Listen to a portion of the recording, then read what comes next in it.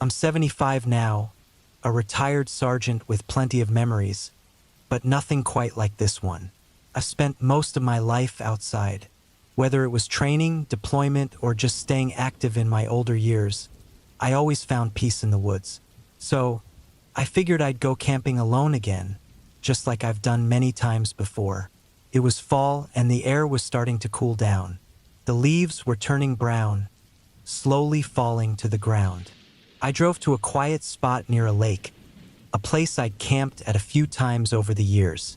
It wasn't far from home, but it was still out of the way, where I could enjoy some real peace and quiet. I set up my tent, got a fire going, and sat back, listening to the wind move through the trees. The woods always feel different at night, calm, but also a little uneasy. It's that silence that makes you notice every little sound.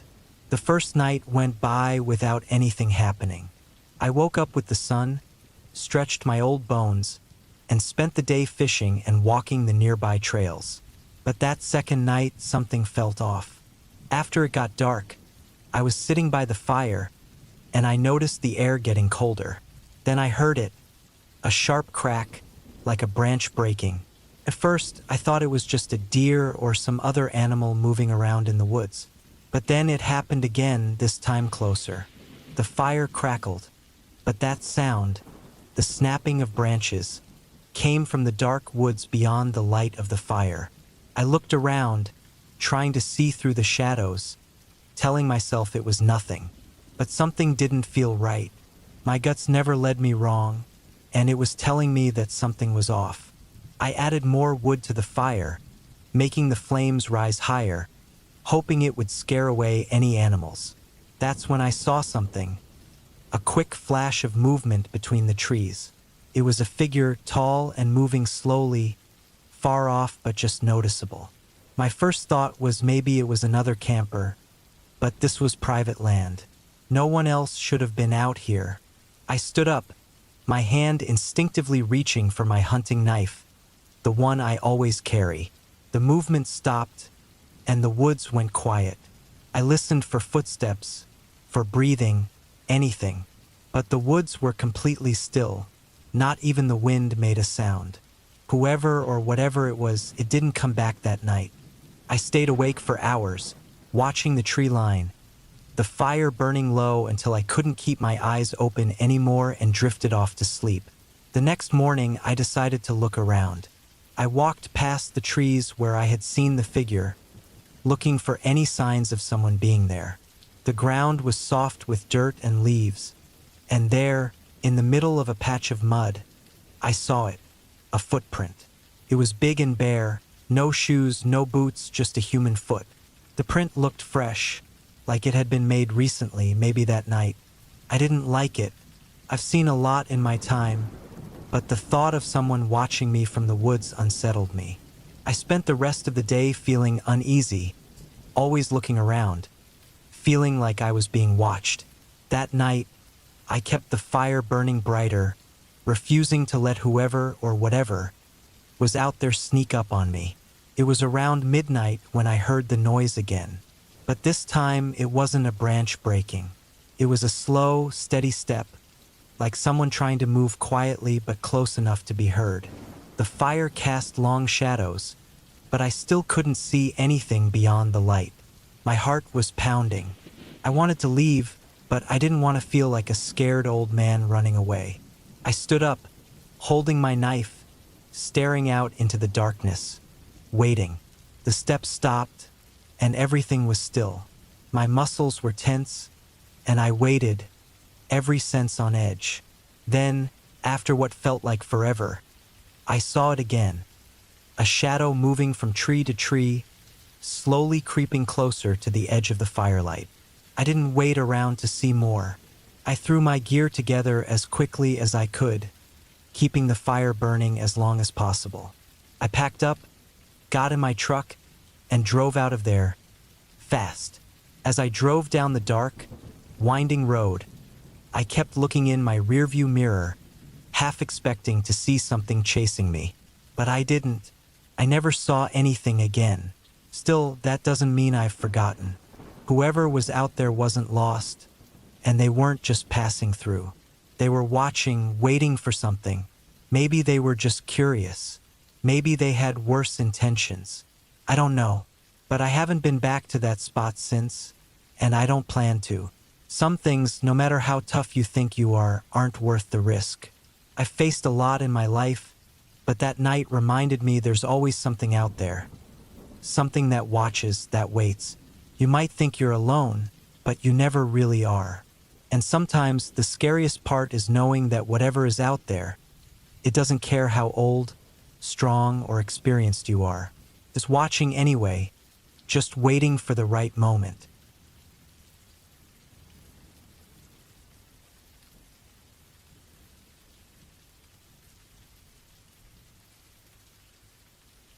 We went camping in the woods for the weekend. My dad's friend, Tony, came with us. I had met him a few times before. He seemed like a nice guy, but something about him was always a bit strange. He was quiet and gave off this weird feeling that made me uneasy. But my dad trusted him, so I figured he was all right.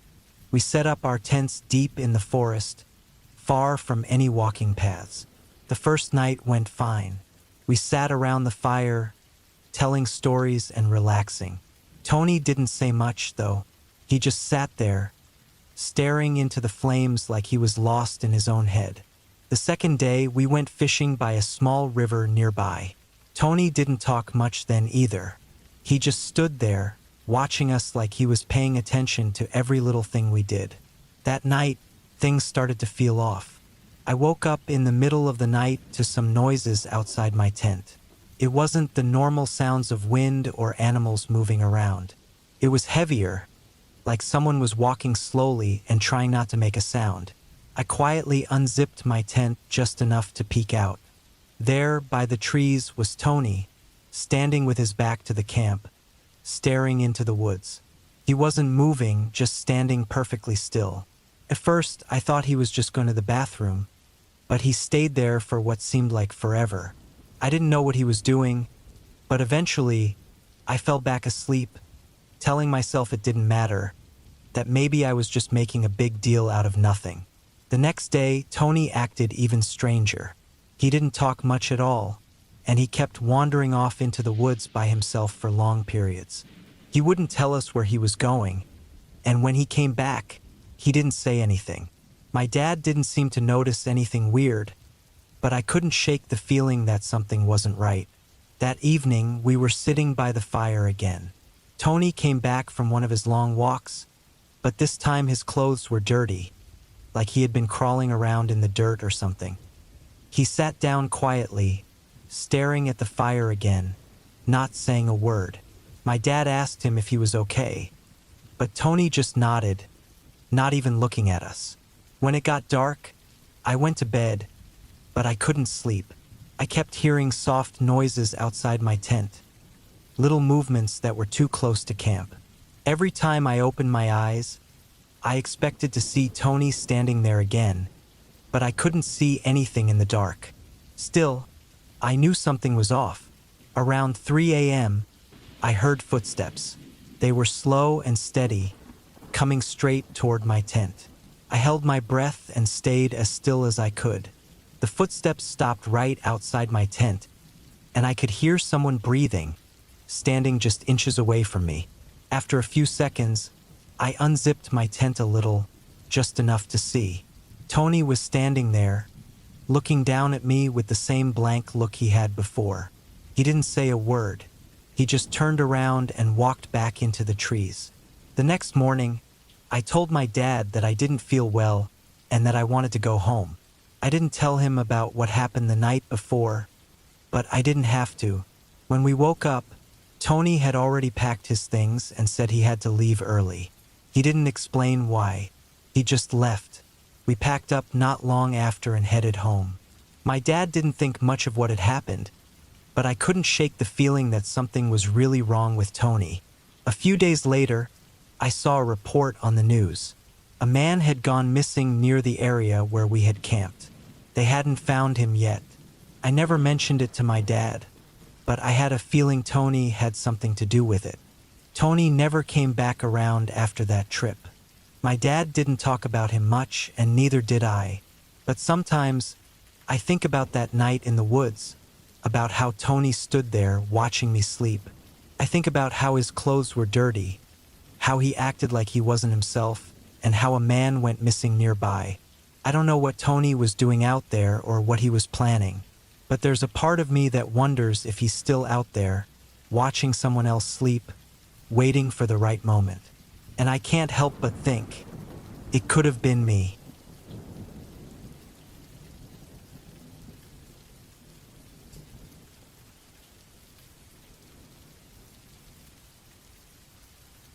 I don't really know why we decided to camp near the old graveyard that night.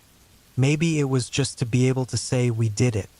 We were deep in the woods, far from any roads or trails. There wasn't much around except thick trees and the old gravestones sticking up from the ground like forgotten pieces of stone. The air was still, and the quiet was heavy. It made everything feel colder than it really was. We set up our tent about 50 feet away from the graveyard. I didn't want to get too close, but the others didn't seem to mind. It was just a patch of land with graves. Nothing special. At least, that's what I kept telling myself as the sun started to go down. I tried to focus on the fire in front of me, the way the flames crackled and danced, but every now and then, I'd catch myself looking over at the gravestones, barely visible as the light faded. Night came quick in the woods. The firelight threw long shadows on the trees, and the gravestones seemed darker now, like they were watching us from a distance. I couldn't shake the weird feeling creeping up my spine. The wind had stopped, and everything was too quiet. No sound from the leaves, no crickets, just the fire and our breathing. I tried to sleep, but I couldn't. The tent felt small, almost like I couldn't breathe right, but stepping outside didn't feel like a better choice either. There was something about that graveyard that just didn't sit right. Maybe it was how the stones looked, like they hadn't been touched in years, left to rot. I lay there staring up at the tent's roof, listening to the others breathe, trying to tell myself it was just my mind playing tricks. At some point, probably around midnight, something changed. I didn't hear it right away, but I could feel it. The air felt different, like the woods were holding their breath. I sat up, straining to listen. Then I heard it. A soft thud, like footsteps, but slower and heavier than any animal I'd ever heard. The sound came from the direction of the graveyard. I wanted to believe it was just some animal passing through, but it didn't feel right. The steps were too slow, too steady, like someone was walking carefully. They got louder, closer, as if whatever it was moving between the gravestones, heading straight for us. My heart pounded as I listened, trying not to breathe too loud. The footsteps stopped, right at the edge of our camp, and then silence. I held my breath, staring at the tent flap, waiting for something, anything, to happen. My chest felt tight, like I couldn't take a full breath. Minutes passed, but nothing moved, nothing made a sound. I lay there, frozen in place, my pulse thudding in my ears.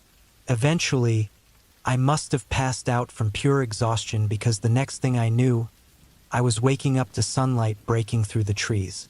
The air felt normal again, but something was off. When I stepped out of the tent, I saw the ground near the tent was messed up, like someone had been walking around while we slept. Near one of the gravestones, the dirt looked freshly disturbed, as if something had been digging there. I didn't say anything, and neither did anyone else. We packed up quickly, nobody making eye contact. I could feel it, though everyone felt the same unease. As we hiked back to the car, I glanced back at the graveyard. The wind had picked up again, rustling the leaves, but the gravestones just stood there, still and quiet, as if nothing had happened. But I knew better. The feeling was still there, like something had been watching us, waiting for us to leave. As we got further away, I couldn't shake the thought that whatever was out there wasn't finished. It had been there the whole time, watching us, and I had the sinking feeling that maybe it was following us now.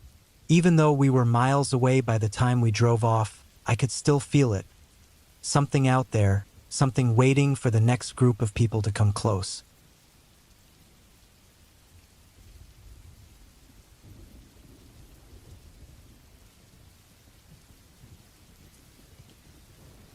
I was a new cop back in 1968, still learning the ropes. A few of us got picked for a special training trip in the woods. They said it was to help us work together with some survival stuff thrown in. We were told the basics and sent off to camp in a remote area, miles from the nearest road. There wasn't much around, just thick trees, rough ground, and sometimes the sound of animals in the distance. I didn't mind camping, but something about being out there, so far from everything familiar, felt wrong. It wasn't the woods that bothered me. It was the quiet. Even in broad daylight, the place felt strange, like the trees were watching us. I wasn't the only one who felt it, though no one wanted to admit it. We set up camp near a small clearing, a flat area that looked like it had been used before.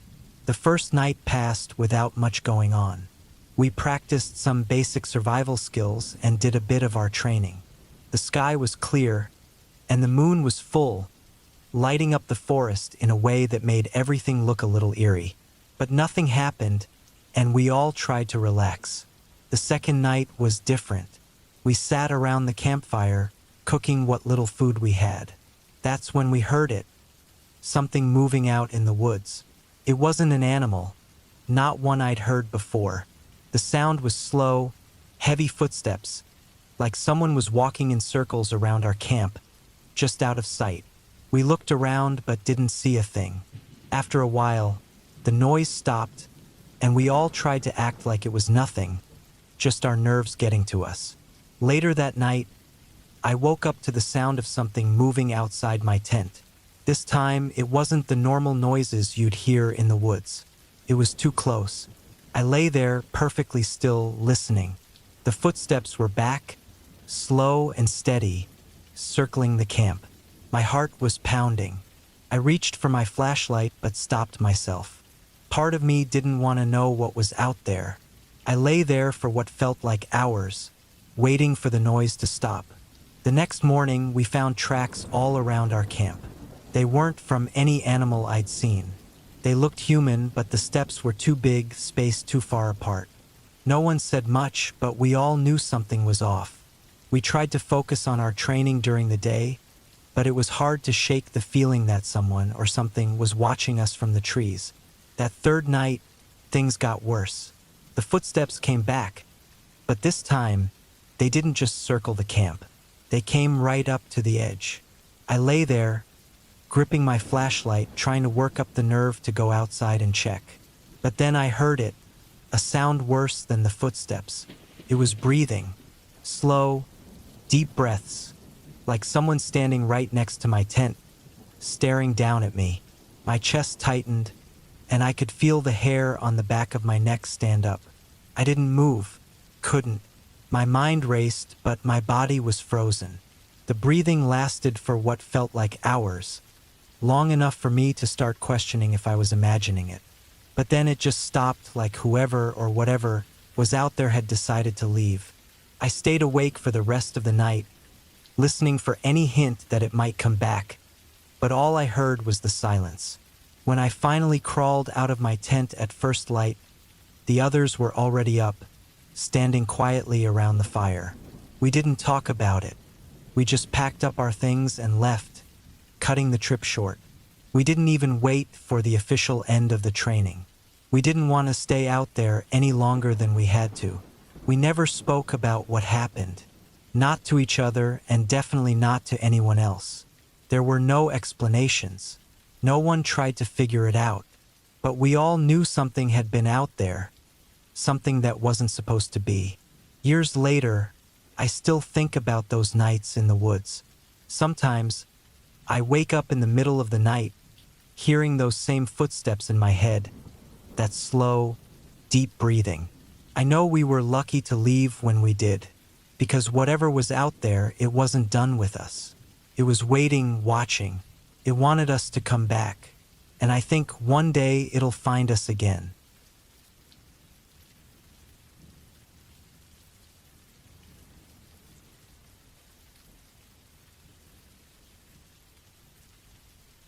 My grandfather asked me to go camping with him. He was in his 70s, but you wouldn't know it by how he moved. He was strong for his age. He didn't talk much about his past, except sometimes he'd mention his ex-wife, a woman I never met. They had broken up a long time before I was born. But from the little he said, it sounded like things between them weren't good. We drove far out to a place he liked, deep in the woods, far from any towns or people. The campsite was empty, just us and the trees. During the day, it was peaceful. The only sounds were the wind blowing through the trees and the crackling of our campfire. My grandfather mostly sat quietly, staring into the flames like he was lost in his own head. As the sun started going down, he seemed to pull away, like something was weighing on him. That night, the cold was worse than I thought it would be. It got dark fast, and the fire was the only thing keeping us warm. I stayed up longer than I wanted to, partly because I couldn't sleep from the cold, but also because something about the place didn't feel right. I could tell my grandfather wasn't asleep either. He was lying still in his tent, not moving, but I knew he was awake. I don't know how much time passed, but after a while, I heard something outside. It wasn't an animal, though. It was footsteps, slow, heavy steps that moved around our tents, going in circles. I froze, hoping my grandfather could hear it too. The footsteps stopped for a few seconds, then started again, coming closer. I didn't know what was going on. I listened hard, staying as still and quiet as possible. The steps stopped again, this time right next to my grandfather's tent. I could hear him breathing fast, like he was scared. I waited, praying it would leave, but it didn't. The zipper on his tent started to open, really slow. My heart was pounding. I grabbed the flashlight I had beside me and pointed it at his tent. But before I could turn it on, the zipper stopped halfway. Then the footsteps moved away, back into the trees. I waited, staring at his tent, but nothing else happened. My grandfather didn't move or say anything for a long time after that. When the sun finally came up, I stepped out of my tent, looking around for any sign of who or what had been there. There was nothing. No footprints, no broken branches, no signs that anyone had been walking around our camp. When I looked over at my grandfather's tent, he was already up, packing his things. He looked pale, more tired than I'd ever seen him before. He didn't say a word, and I didn't ask any questions. We packed up quietly and left that place behind. As we drove back, I could feel something wasn't right. It wasn't just what happened the night before. It was my grandfather. He seemed different, like he knew something he wasn't telling me. When we got home, he handed me something. It was an old photo, worn out from age. In the picture, he was much younger, standing beside a woman. I figured it was his ex-wife. There was something about her face that made me uncomfortable. She looked cold, empty, like she wasn't really there. I wanted to ask why he gave it to me, but he just nodded, like I was supposed to understand. I never brought it up again, and neither did he. But sometimes, late at night, when I can't sleep, I think about those footsteps circling our tents. I wonder who or what they belong to, and I can't help but wonder if they were waiting for my grandfather. If they'd been out there, in those woods, for years watching, waiting for him to come back. What scares me most is that I think they're still waiting. For him, or maybe for me.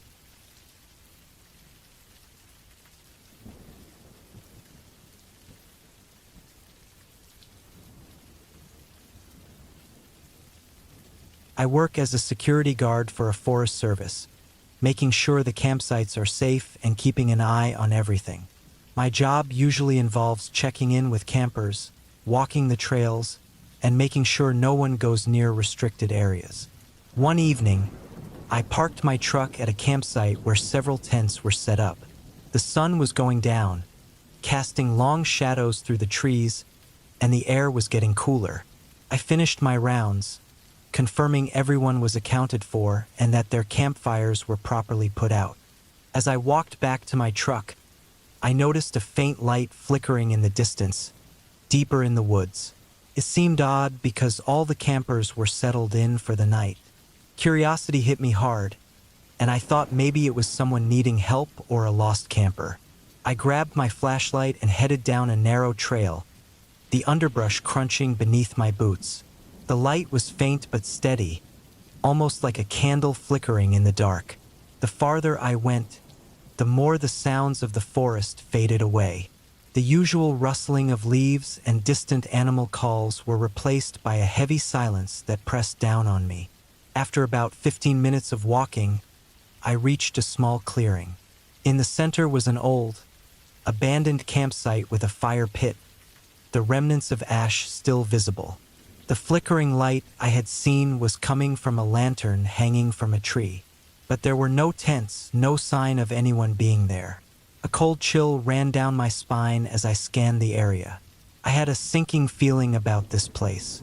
Suddenly, I heard a noise behind me, a snap of a twig. My heart raced as I quickly turned, shining my flashlight into the thick woods. I saw nothing but shadows moving in the beam of light. The feeling of being watched hit me like a wave. I was about to head back when I noticed something odd near the fire pit. It looked like some old, torn-up clothing scattered on the ground. Kneeling down, I reached for a piece of fabric. It was a dark hoodie, dirty and ripped, clearly not left by any of the campers. Every instinct in me screamed to get out, but my curiosity was too strong. I swept the light around the area, revealing more torn fabric and what looked like small footprints, barefoot, leading deeper into the trees. The air grew colder, and a feeling of dread washed over me. I stood up, realizing I needed to call for backup. But as I turned, I heard a whisper, low and urgent, coming from behind me. I froze, my breath catching in my throat. I needed to get out of there. Whatever was happening was not safe. I turned and bolted down the path, my flashlight flickering wildly in front of me. The forest felt alive, branches reaching out to grab my clothes, and the darkness felt like it was closing in. Every crack of a branch sounded like someone right behind me, and every shadow felt like a looming threat. I pushed myself harder, adrenaline pumping through my veins as I sprinted back toward the main campsite. When I finally burst onto the familiar path, I didn't stop until I reached my truck. I jumped in, locked the doors, and started the engine. As I drove away, I felt a chill run through me. The trees seemed to whisper, and I could almost hear them calling me back. I didn't stop until I reached the ranger station, where I reported everything. Later that night, I found out that several campers had gone missing in that area over the past few months. No one had ever found them. Now, the unease I felt made sense. The forest, with its beauty and silence, hid dark secrets that should never be uncovered. I vowed never to venture off the path alone again. As I lay in bed that night, trying to shake off the fear, I thought about those missing campers. Had they wandered off the trails like I almost did? Were they still out there, lost and scared? And then I remembered something chilling. The footprints I had seen were small. I closed my eyes, but the thought wouldn't leave me. What if something had taken them? Something that roamed the woods at night, waiting for its next victim? The forest wasn't just a beautiful place. It was a predator hiding in the shadows. I lay there in silence, the weight of the darkness pressing down, feeling that I was not alone.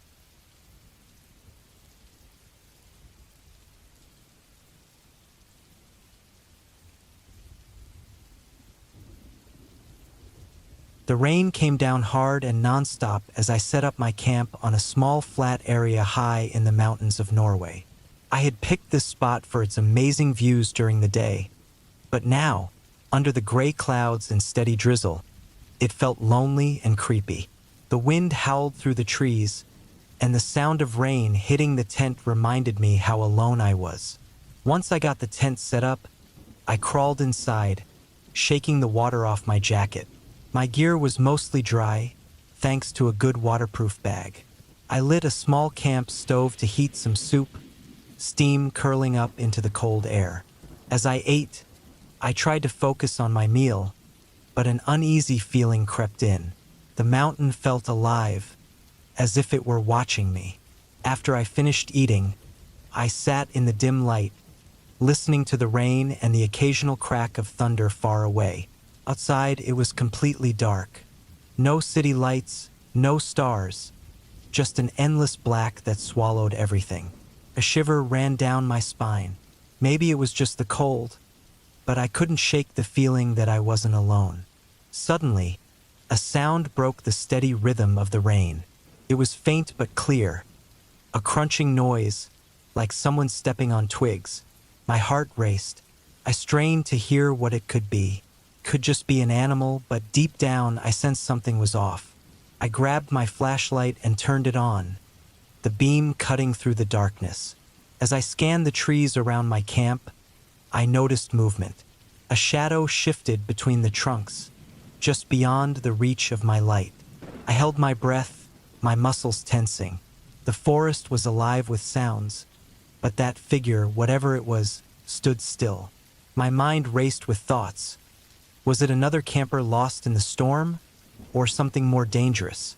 Then I heard it again, the crunching, closer now. My instincts kicked in.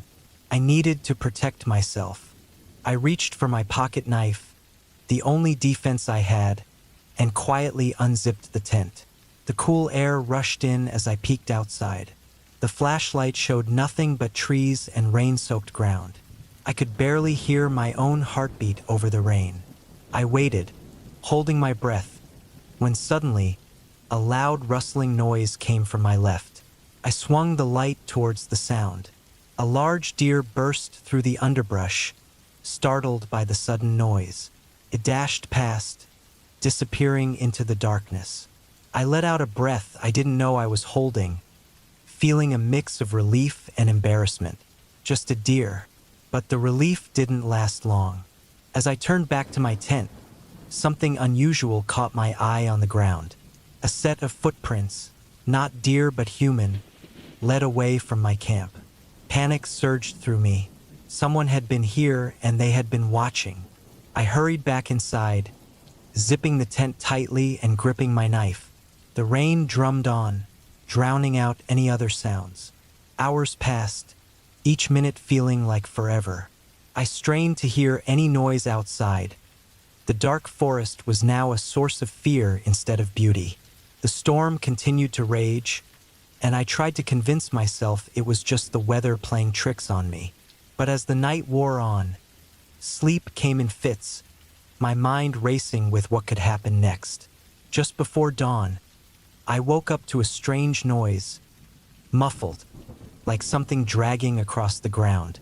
I sat up, clutching my knife tightly. The noise grew louder, and my heart raced. I unzipped the tent slowly and peered outside. The sky was a dull gray, the rain finally easing to a light drizzle. And then I saw it. A backpack, sitting just outside my tent. I knew it wasn't mine. Panic washed over me as I realized someone had come back while I slept. I was completely alone, miles from help, with no idea who or what was out there. Adrenaline kicked in. I grabbed my gear and my phone, now useless without signal, and crawled out of the tent. My breath came in quick gasps as I scanned the area. The backpack was open, its contents spilled on the wet ground. It looked like it had been dropped in a hurry. I backed away slowly, trying not to make any noise, my eyes darting around for any sign of movement. Then I heard a voice, faint but clear, carried on the wind. It sounded like a man calling, his voice desperate and far away. I couldn't see him, but I knew he was out there. Fear settled heavily in my stomach. Without thinking, I turned and ran, scrambling down the mountain, the rain now a cold mist on my face. I didn't stop until I reached the road, my heart pounding, breathless, my mind racing with thoughts of what might have happened if I had stayed. I never looked back. As I reached my car, I realized how close I had come to something much worse than just a rainy night alone in the woods. I never camped in those mountains again. Some places are best left alone, their secrets hidden deep in the shadows. But as I drove away, I couldn't shake the feeling that I was still being watched, that whatever had been lurking in the dark was still out there, waiting for the next chance to strike. It was one of those nights where the rain just wouldn't stop. I'd set up my camp earlier that day, hoping for a quiet night in the woods. My tent was small, just big enough for me and my stuff. The rain started off light, but by the time it got dark, it turned into a heavy downpour. At first, the sound of the rain hitting the tent felt nice, but after a few hours, I started to feel uneasy. The forest felt darker than usual. There was no moon, no stars, just the sound of the rain and the random rustling of the branches. I kept telling myself it was probably just the wind or some animals moving through the trees, but there was something off about the noise, like there was something else out there, hiding just outside the beam of my flashlight. I tried to brush it off, but I couldn't stop myself from checking around the tent every so often. After a while, I heard something else. It was quiet, almost covered up by the rain, but I knew it was there. A crunching sound, like footsteps on wet leaves. It would stop, then start again, each time sounding like it was getting closer. I sat up and strained to listen, but it was hard to tell if I was actually hearing footsteps or if the rain was playing tricks on me. I didn't want to go out in the rain to check, but the more I listened, the harder it was to ignore. I grabbed my flashlight and unzipped the tent just enough to peek outside. The light cut through the rain, but all I could see was the soaked forest. No movement, no shapes, but the feeling that something was nearby didn't go away. I scanned the trees, hoping to catch sight of whatever was making the noise. My heart pounded as I pointed the light all around my campsite, expecting to see something standing there, but the only thing moving was the rain. I sat back down, trying to convince myself it was nothing. Maybe I was just getting paranoid from being out here alone. But then the footsteps started again, louder this time, and I knew it wasn't just my imagination. Something was definitely out there, and it was close. Suddenly, the crunching stopped, and I heard something heavy brush up against the side of my tent. I froze. My mind raced, trying to figure out what could be out there. A bear? A deer? But it didn't feel like an animal. The sound came again, slow and deliberate, like something or someone was circling the tent. I didn't move. I barely breathed, waiting for it to leave. Minutes passed, but the rain kept beating down, making it hard to hear anything else. The footsteps stopped, and after a while I started to think it might be gone. Then, just when I was starting to relax, something yanked hard on the corner of my tent. The fabric stretched, and the stakes holding it down started to pull out of the ground. I scrambled backward, knocking over my stuff as the tent began to collapse. My heart raced as I tried to figure out what to do, but there wasn't time to think. Whatever was out there was trying to rip the tent apart. I grabbed my knife and pressed myself against the back of the tent, my eyes locked on the corner that had been pulled. The rain kept pounding, but all I could hear now was my own heavy breathing and the thudding of my heart. Whatever it was didn't pull again, though. After a long, tense moment, it seemed to back off. I stayed there, clutching my knife, for what felt like hours. The rain never stopped, and neither did the fear gnawing at me. I didn't hear any more footsteps, but I knew something was still out there. It was watching, waiting. I didn't sleep for the rest of the night. When morning finally came, the rain had slowed, and the forest looked peaceful, like nothing had happened. But the ground around my tent was a mess. The dirt was torn up, and there were muddy footprints leading away into the woods. I packed up as fast as I could and left without even thinking about breakfast. I couldn't get out of there fast enough. Even as I hiked out, I kept checking over my shoulder, half expecting to see something following me. I never figured out what was out there that night. No animal would have acted like that. Whatever it was smart. It didn't want food. It wasn't curious. It was testing me, pushing the boundaries. The thought of that still makes my skin crawl. I've camped a lot over the years, but I've never felt safe in the woods since. That night showed me that there's something out there, something real, that doesn't care if you see it or not. It's watching, it's waiting, and one day it's going to come back.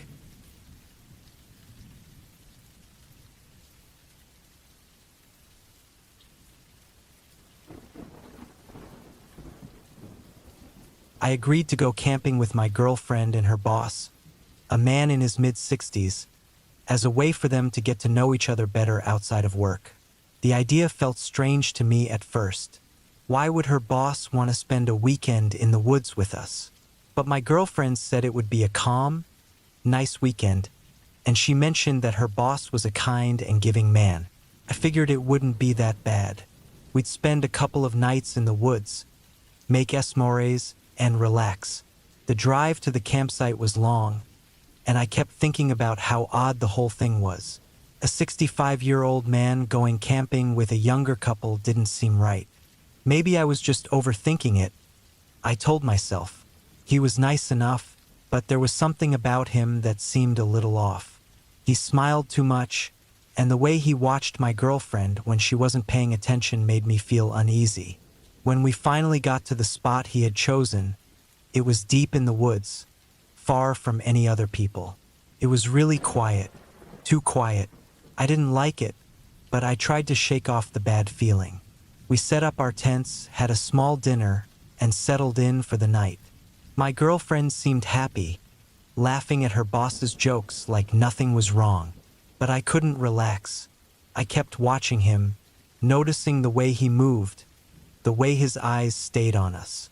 By the second day, things started feeling even stranger. His behavior got weirder. He would wander off into the woods for hours and come back without saying where he'd been.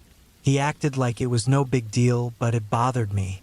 One time, he left right after breakfast and didn't return until the sun was almost down.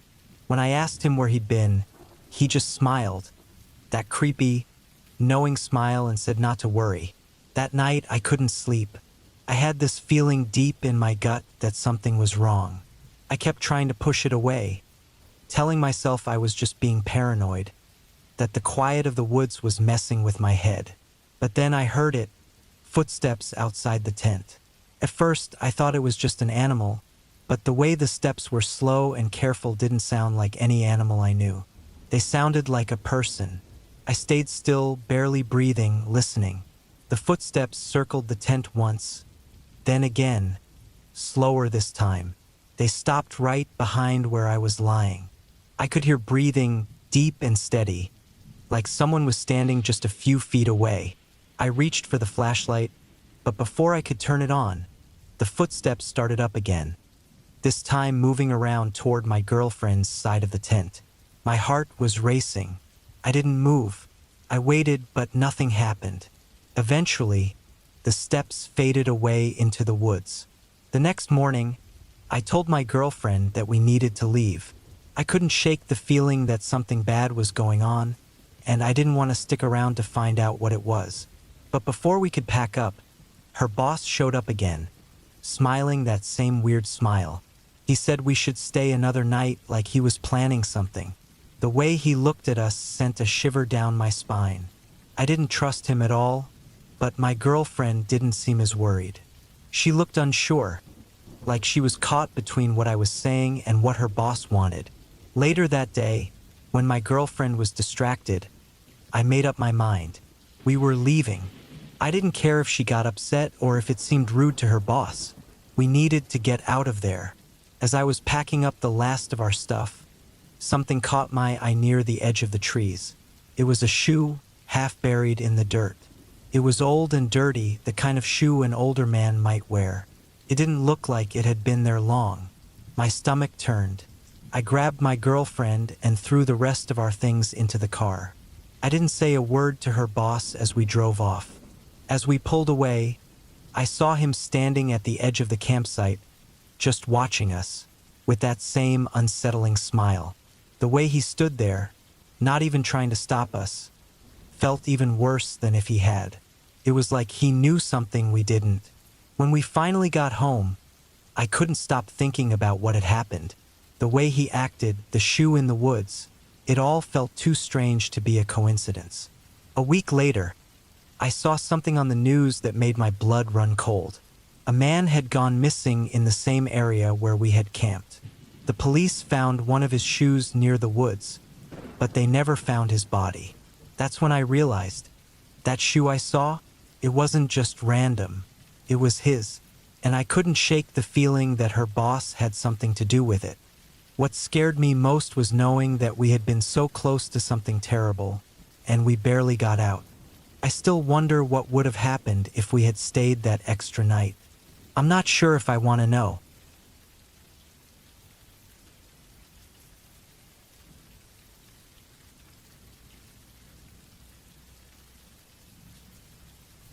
I agreed to go on a camping trip with my boss, Sarah, and her 2 kids. Sarah wasn't just my boss. She was the type of person who always needed to be in control.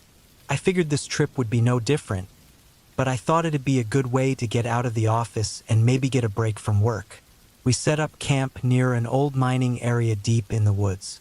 The place had been abandoned for years, and Sarah thought it would be fun for the kids, like an adventure. The weather was fine, and the woods were quiet, too quiet, actually. From the start, something about the place didn't feel right. I tried to ignore it, thinking it was just because I wasn't used to being out in the wild. We spent most of the day hiking around and exploring the area.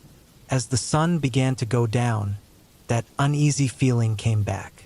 The old mining tunnels were everywhere, broken down and dark, with big open mouths that seemed to lead into nowhere. Sarah's kids kept getting too close to the edges, curious as kids are. The air felt strange around the tunnels, like it was heavier or thicker, and every step we took near one felt like the ground was warning us. We decided to head back to camp as it started getting dark. I tried to push away the feeling that something was wrong, but the woods felt darker than they should have been, even with the fire we had going. Every little noise in the distance made me jump. Sarah didn't seem bothered at all. She was always calm, like nothing could ever get to her. But I couldn't stop worrying about her kids. They kept wandering off, not staying close to the fire, even though we told them to. Night came quickly. The kids wanted to explore again, and Sarah let them go near the tunnels to keep them busy. I didn't think it was a good idea, but I wasn't the one making the decisions. I watched as the 2 of them ran off, their flashlights bouncing through the trees. We stayed by the fire, waiting for them to come back. Minutes passed, then more time. They didn't come back. I stood up, ready to go into the woods to find them. But Sarah didn't seem worried at all. She just sat there by the fire, as if nothing was wrong. Maybe she thought they were just playing or that they'd come back soon, but I had a bad feeling that something was off. I couldn't just sit there any longer, so I grabbed my flashlight and headed toward the nearest tunnel. As I got closer, the light from my flashlight flickered over the entrance. I couldn't see much, just darkness stretching out in front of me. It looked like a deep, black hole in the ground. I called for them, but my voice just seemed to disappear into the tunnel, like the dark was swallowing it up. They had to be nearby, but I couldn't hear a thing. I stepped closer, and the ground under me felt like it was moving just a little. I stopped. The tunnel looked old, like it could collapse at any moment, but I knew I had to go in.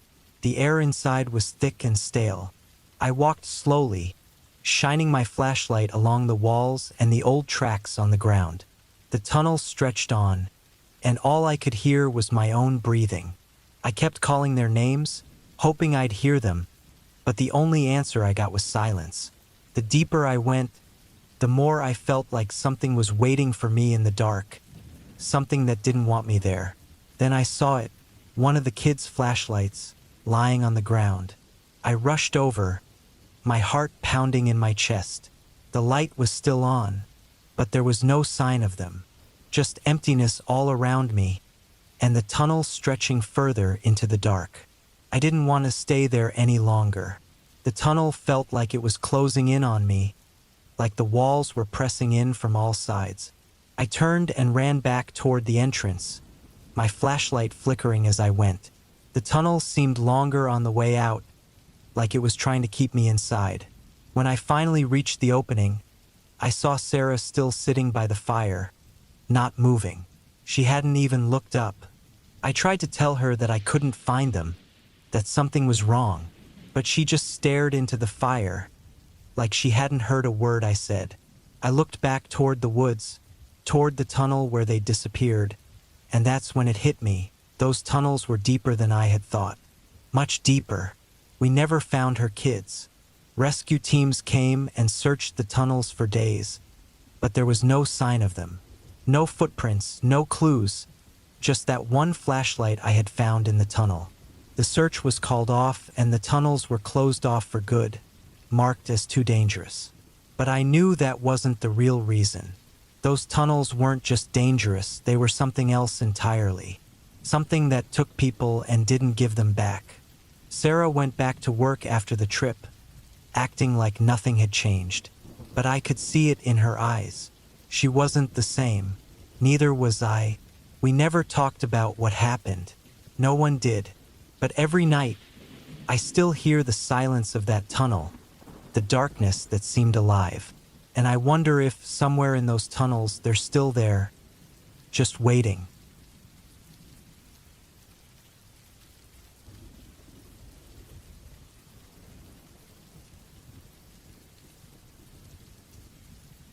We planned a weekend camping trip. Just me, my stepbrother, and my gym buddy, Emily. The weather was great for October, cool enough to keep the bugs away, but not cold enough to make the night uncomfortable. We drove out to this quiet spot near a lake, far from the nearest town. It was remote, peaceful, just what we wanted. We found a small flat spot not too far from the lake. After setting up the tents, we gathered some wood for the fire. When the sun went down, the whole forest went silent. No wind, no birds, just the sound of our fire crackling. It wasn't the usual quiet you expect in the woods. It was like the whole forest had stopped moving. As it got darker, we sat around the fire, soaking in the quiet. Emily sat across from me, her face lit by the flames, while my stepbrother lay back, staring up at the stars. It was calming at first, maybe a bit too calm. But as I sat there, I started to feel like something wasn't right. The woods around us didn't feel normal. There weren't any sounds. No crickets, no rustling in the bushes. Nothing. It felt like the whole place had just emptied out. By the time we decided to sleep, I was already uneasy. When I got into my tent, I couldn't relax. Every little sound outside seemed louder than it should have been. Twigs snapping, leaves moving, everything sounded like it was right next to us. I tried to tell myself it was just the usual stuff you hear when you camp, but deep down, I knew it wasn't. Sometime after midnight, I heard something different. Footsteps. They weren't heavy like an animal's, and they weren't quick like a squirrel or raccoon. They were slow, soft, but they had a human rhythm. Whoever it was, they were walking in circles around our campsite. I froze. I didn't move. I didn't even breathe. I opened my eyes wide in the dark, listening for any sign that my stepbrother or Emily had heard it too. But I heard nothing from their tents. Just the steady, slow steps outside going around and around. Time seemed to stretch. Every second felt like it was dragging on forever. Then the footsteps stopped, right outside my tent. My heart pounded so loud I was sure whoever was out there could hear it. I stayed completely still, bracing myself, waiting for the tent flap to open. But nothing happened. No noise, no movement, just silence. Then the footsteps started again, moving away, back into the woods. I listened until they were too far to hear anymore. The next morning, nobody mentioned it, but I could see it in their faces. Neither Emily nor my stepbrother had slept much either. We packed up quickly, not really talking, and headed out sooner than we had planned. When we got home, I noticed something strange. As I was unpacking the gear, I found something that didn't belong to any of us. It was a small, crudely made wooden figure, carved to look like a person. It looked old and rough, like someone had made it by hand. I knew none of us had brought it. I threw it away right then and there, hoping to forget it, but the feeling stayed with me. I thought that would be the end of it, but then weird things started happening at home. I'd hear the same footsteps, soft and slow, pacing around my house at night. They always stopped outside my bedroom door. Then, the next morning, I found the same wooden figure I had thrown out. It was sitting right on my windowsill, staring into my room. Whoever or whatever had left it behind knew where I lived now, and I don't think they're going away.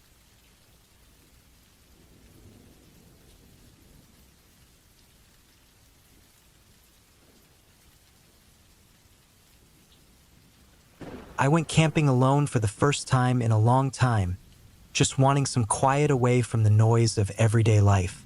I found a nice, peaceful spot near the woods, far from the nearest town. It seemed perfect, just the sound of the wind through the trees and the crackling of the fire I had going. I had my tent set up, and as the sun went down, I felt good about being out here, surrounded by nothing but nature. The place was quiet, too quiet.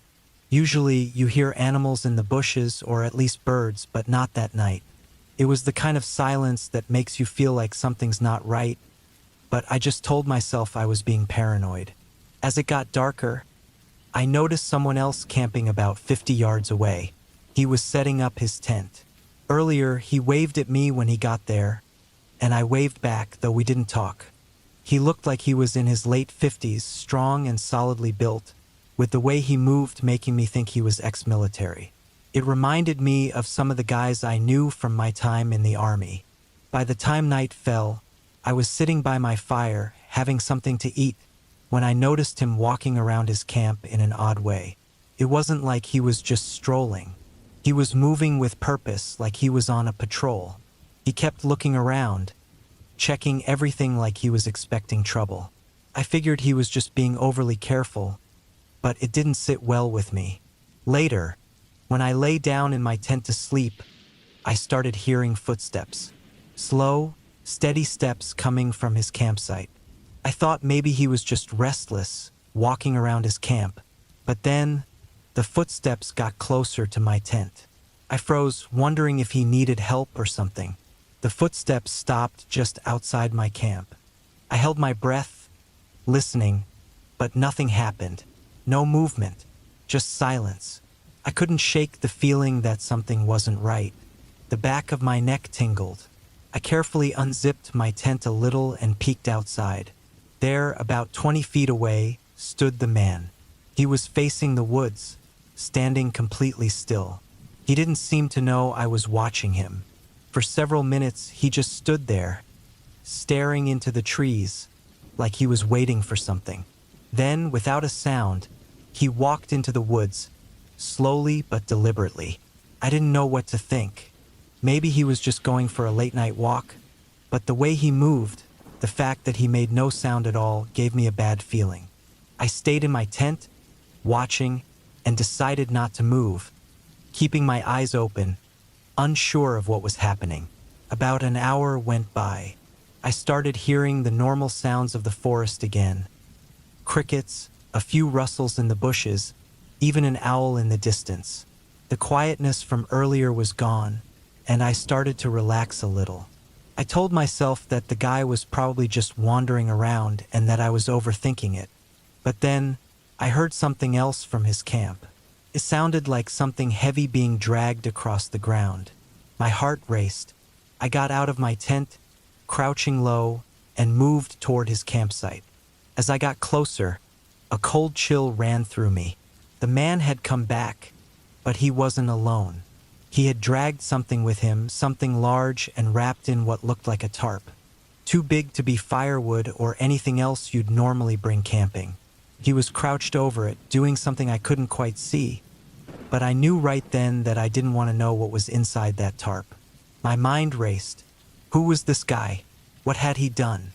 I backed away slowly, not making a sound, and returned to my tent. My hands were shaking, but I couldn't let him know I had seen anything. I packed my stuff as quietly as I could, heart pounding the entire time. I didn't stick around to see what else he was up to. I grabbed my gear, left my fire burning, and slipped into the woods, staying off the trail so he wouldn't see me. I walked fast but quietly, not stopping until I reached my car, far enough away that I felt somewhat safer. Even then, I didn't stop until I had driven miles down the road. I never went back to that campsite, and I never reported what I saw. Whatever he was doing that night, I didn't want to get involved. But I still think about it, about what could have been in that tarp, and why he was so calm, so methodical about everything. Sometimes, when I'm alone, I wonder if he noticed me watching him. Maybe he's still out there watching someone else, waiting.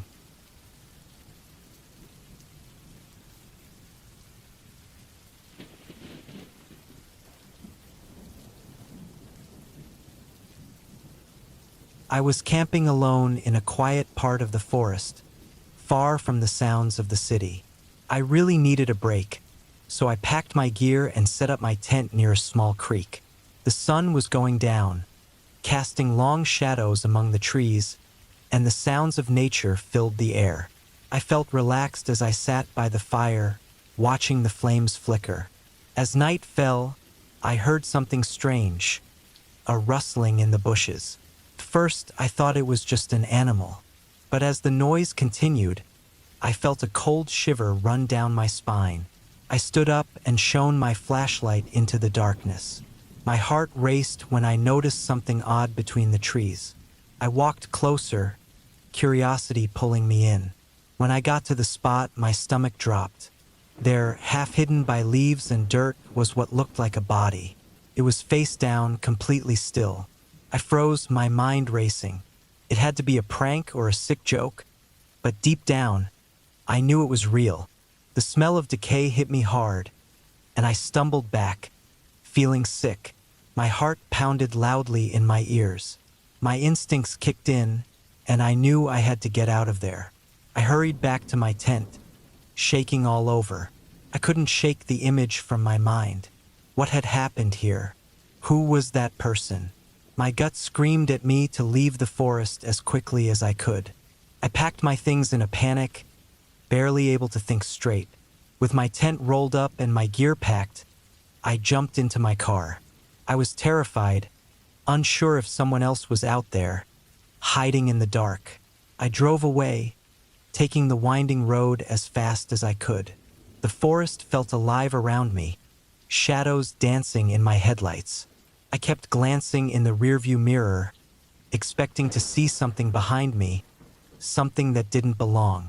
As I reached the main road, I finally felt a wave of relief. I turned on my phone, ready to call the police. I reported the body I'd found, still shaking.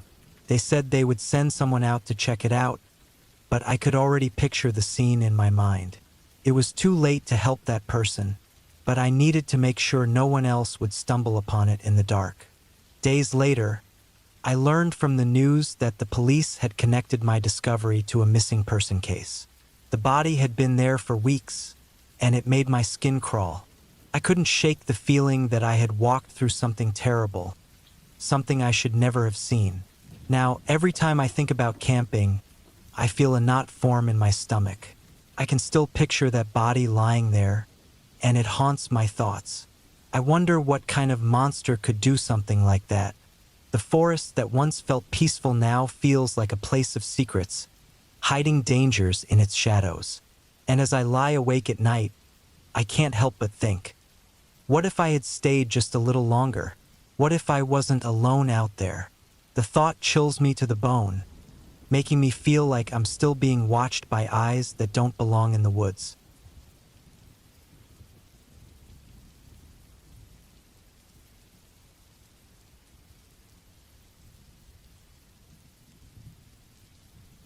In the summer of 1989, I took a break from my job as a security guard to go camping in the nearby woods.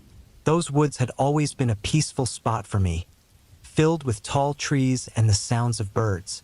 I was feeling worn out from my long shifts, so a weekend away sounded perfect. I packed my gear, grabbed some food, and headed to a small clearing I had found on a previous hike. As I set up my tent, I noticed how quiet it was. The usual sounds of nature felt strangely muted, but I brushed it off as just my imagination. After I finished, I built a small fire and sat down to enjoy the evening. The sun was setting, casting a warm light through the trees. But as darkness crept in, the mood changed. The lively sounds of the forest faded away, replaced by a heavy silence. Even the wind felt like it had stopped. I spent the night by the fire watching the flames flicker. Hours went by, and I started to feel the weight of the darkness closing in on me. I looked at my watch. It was well past midnight. Just as I was about to go to bed, I heard a rustling sound coming from the bushes nearby. My heart raced. I pointed my flashlight at the noise, but there was nothing there. I tried to shake off the uneasy feeling and crawled into my tent. The fabric felt thin against the chill, so I pulled my sleeping bag tighter around me. Lying there, trying to fall asleep, the rustling continued. It wasn't constant, but it would come and go. Sometimes it was close, and other times it felt far away. Each sound sent shivers down my spine. I told myself it was just an animal, maybe a raccoon or a deer, but I couldn't shake the feeling that something was wrong. Eventually, I fell into a restless sleep, waking up often to the sounds outside. At one point, I thought I heard footsteps, heavy and slow, crunching through the leaves. I peeked out of my tent, but the darkness swallowed everything. I felt so exposed and vulnerable, lying there in my flimsy shelter. The next morning, I woke up feeling completely drained. The sun was shining, but I was still on edge. I made breakfast and decided to pack up early. I just wanted to leave the woods behind. As I took down my tent, I noticed something strange in the dirt where I had camped. Footprints. They were much bigger than my own, deep marks in the ground. I couldn't shake the feeling that they had been there during the night, circling my tent. Panic set in. I hurried to gather my gear, the rustling from the night before echoing in my mind. As I finished packing, I took one last look around the clearing. That's when I spotted it. A torn piece of fabric caught on a branch. It looked like it belonged to an old jacket. I swallowed hard, chills running down my spine. Someone had been out here, and it wasn't just some animal. I didn't want to stick around any longer. I took off in the direction of the trail, my heart racing. Every snap of a twig felt like a warning. I kept glancing over my shoulder, half expecting to see someone watching me from the trees. The feeling of dread followed me until I finally reached my car. I threw my gear in the back seat and drove away, the woods shrinking in my rearview mirror. As I drove, the sun brightened, but the fear didn't fade. I knew I had escaped whatever was out there, but the thought of those footprints haunted me. I could feel the weight of the woods behind me, hiding something I couldn't understand. That camping trip was supposed to be a break, but it turned into a nightmare. Sometimes, the quietest places hide the darkest secrets. I drove faster, trying to shake off the feeling that I was being followed. The road twisted and turned, and each bump in the pavement made my heart skip a beat. I couldn't shake the image of those footprints from my mind. Who had left them, and why did they feel like they were waiting for me to fall asleep, just to come closer? When I finally reached the main road, relief washed over me. I took a deep breath, thinking I was safe, but as I glanced at my side mirror, I froze. In the distance, where the trees met the road, I thought I saw a figure standing there, watching me drive away. It was too far to see clearly, but the outline felt all too familiar. I sped up, my hands gripping the steering wheel, knowing I would never return to those woods. They were not just a place of peace anymore. They were a reminder that some places are better left alone, hiding the darkest truths in the shadows. The fear crept in again, settling deep in my gut, reminding me that not all who wander in the woods come out again. It was late October, and I had been driving through Austria, hoping to find some peace in nature. The day had been dark and gloomy, with thick, heavy clouds hanging low over the mountains. After a while, I found a small, open spot near a thick forest where I could park the car and set up my tent. It wasn't an official campsite, just a patch of land off a narrow road. I liked that. It was quiet and out of the way. As I set up camp, a light rain started to fall. The soft patter of raindrops hitting the trees and wet ground made me feel relaxed. I finished setting up my tent and unpacked my stuff. I crawled inside just as the light rain turned into a steady downpour. The forest around me was thick and dark, the trees barely moving even though the wind had picked up. I opened the tent door just a little, looking out into the endless rain. Felt good to be alone with the storm. Time passed, and the rain didn't let up. In fact, it got heavier. It hit the tent harder, making it hard to hear anything else. That's when I noticed the sound of rushing water nearby. At first, I thought it was just a small stream hidden in the woods, but the rain had made it louder. I didn't worry about it too much at first, but as time went on, the sound grew louder. It seemed to be getting closer. I zipped the tent shut and listened. The noise wasn't just far-off background noise anymore. Felt like the water was moving toward me. Something didn't feel right. I grabbed my flashlight, unzipped the tent again, and pointed the light out into the dark. All I could see was rain and shadows. The ground looked wetter than before, and the little path that led into the forest seemed darker, like water was creeping in. The rushing sound got even louder, and I could feel my heart beating faster. I had to see what was going on. I grabbed my jacket and stepped outside. The cold rain hit me immediately, soaking through my clothes. I took a few steps toward the trees, shining my flashlight into the woods. The stream, or whatever it was rising fast. The ground under me felt soft and unsteady, like it could give way at any moment. I turned back toward the tent, thinking I should pack up and leave before things got worse. But then, I heard a loud cracking sound. It wasn't thunder, and it wasn't just a tree branch breaking. It sounded deep, like the ground was tearing open. I spun around, pointing the light toward the woods again. But everything was still. That's when I noticed the rain had stopped, but the water hadn't. I could still hear it rushing toward me. I aimed the light at the path again. Water was spilling over it now, moving fast and strong. My heart raced as I ran back toward my tent. The mud grabbed at my boots, making it hard to move. Then, in the distance, I saw it. A huge wave of water crashing through the trees, carrying mud, branches, and anything else in its path. A flash flood. I froze for a second, panicking. I couldn't drive out. There wasn't enough time. I grabbed my backpack and ran uphill, away from the water. The roar of the flood was deafening now, a deep, rumbling noise that filled the forest. I reached higher ground just in time to see the water slam into my camp.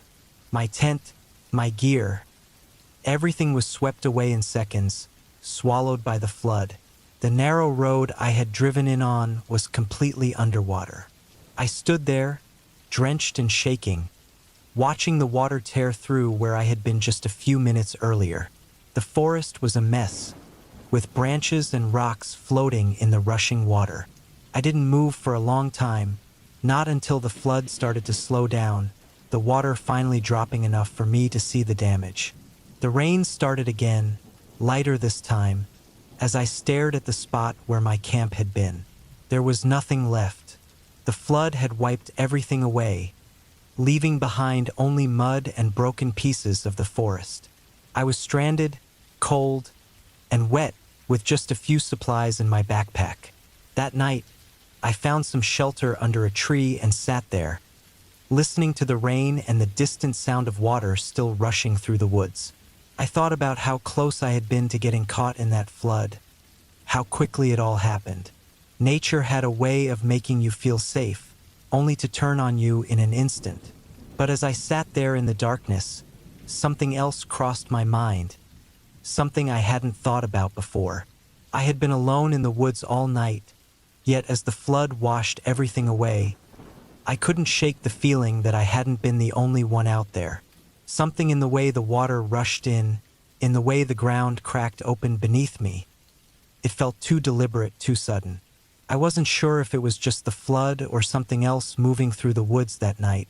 Whatever it was, it left a trail of destruction behind, and it felt like it had come for me. As I huddled under the tree, cold and scared, I realized I wasn't just running from the water. I was running from something far worse, something that I couldn't see.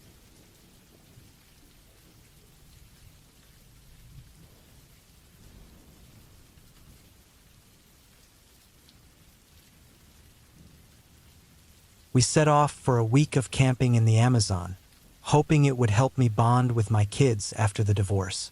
My ex-wife insisted on coming for the kids' sake. We set up our tents by a river, deep in the jungle. All around us, I could hear bugs buzzing, and every now and then, a strange howl would echo from far away. The kids were excited, taking in the wild nature all around us, but I couldn't shake this feeling that something was wrong. After a few days, it felt like the jungle was closing in on us. The trees were so thick that barely any sunlight came through, leaving everything dark and wet. We walked through the forest during the day, showing the kids different plants and animals, but something didn't feel right. At night, when everyone else was sleeping, I would hear strange sounds, like something moving around outside. It didn't sound like the animals we had seen before. It felt like something or someone was getting closer. By the fourth night, I couldn't sleep. I just stared at the tent flap, waiting for something to come in. The sounds were louder than before. I got up and grabbed my flashlight, shining it outside. Nothing, just trees and darkness. It was quiet, too quiet, and I didn't feel any better. The next morning, I tried to tell myself that it was all in my head. Maybe the jungle was just playing tricks on me. But when we went for a walk, we found something that made me stop cold. There, in the dirt around our camp, were fresh footprints, human footprints. Someone had been walking around us while we were sleeping. We hadn't seen anyone for days. So where did they come from? That night, I couldn't stay quiet anymore. I told my ex-wife that we needed to leave first thing in the morning. We didn't tell the kids because we didn't want to scare them. But I was on edge the whole night, waiting. That last night was worse. The sounds came back, but they were much closer. I could hear something brushing up against the side of the tent. I held my breath, trying not to move. Then, slowly, the zipper of the tent started to open, little by little. I froze, reaching for the knife I had next to me. I turned toward the zipper, ready for anything. But then, just as it had started, it stopped. There was complete silence for a few seconds, and then I heard footsteps, soft at first, but getting quieter as they moved away. At the first sign of light, we packed up. The kids were confused, but they didn't ask too many questions. We left the Amazon behind, but I couldn't shake the feeling that we were still being watched. Even now, I wonder who or what was out there that night. Maybe it was someone just passing through the jungle, but I can't stop thinking about one thing. Whoever was out there knew we were leaving before we even did. They didn't want to hurt us, not yet. They were waiting for something, and I think if we had stayed just one more night, we might have found out what that something was.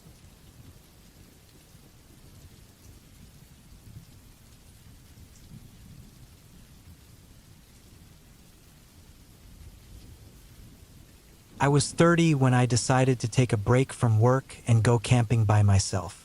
I worked with wood for a living, spending most days around saws, nails, and lumber. This time, though, I wanted to be in the middle of it, in the forest, surrounded by trees instead of building with them. I craved the quiet, the real kind you don't get in the city. I picked a spot deep in an old forest, the kind of place where the trees had been there longer than most people had been alive. Felt like time forgot about this place. The trails were barely visible, like no one had walked them in years.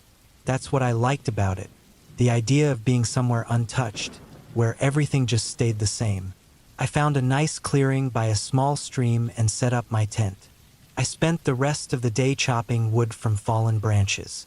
The sound of my axe hitting the logs was the only noise around, and at first it felt peaceful. But as the day went on, I noticed how heavy the silence was. It was like the trees swallowed up every sound I made, making everything feel thicker, more closed in. By the time the sun started to set, I had a fire going. I sat by it, listening to the fire crackle, and watched the night close in around me. It got dark fast, faster than I expected. There wasn't much moonlight, and the trees were so tall they blocked out most of the sky. The only light came from the fire. As I sat there, something didn't feel right. Every so often, I'd hear a faint noise, like leaves or branches moving. I figured it was just animals, probably small ones moving through the woods. But after a while, the sounds didn't stop. They kept coming, but they never got closer. It was like something was moving around me, but staying just out of sight. I added more wood to the fire, hoping the light would push back whatever was out there. The fire got brighter, but it didn't help much. That feeling of being watched wouldn't go away. I kept telling myself it was just my mind playing tricks on me because I was alone in the middle of nowhere. But the more I tried to ignore it, the more it crawled under my skin. At some point, I must have fallen asleep. When I woke up, the fire was just glowing coals, and everything was quiet. Too quiet. I sat up, my back aching from sleeping on the hard ground. That's when I saw it. Just outside the edge of the dying firelight, something was crouching low to the ground. I couldn't make out what it was. It wasn't moving, but I could feel it watching me. My heart started pounding, but I stayed completely still. I didn't want whatever it was to know I was awake. I couldn't tell if it was an animal or a person, but it was big, too big to be harmless. It stayed there, barely visible in the darkness, for what felt like forever. It didn't move, and neither did I. I was too scared to look away, afraid that if I did, it would come closer. My mind was racing, trying to figure out what to do, but all I could feel was the panic building in my chest. Then, as slowly as it had appeared, it started backing away. I could hear its footsteps as it moved deeper into the trees, the leaves crunching under its weight. I didn't dare move until I couldn't hear it anymore.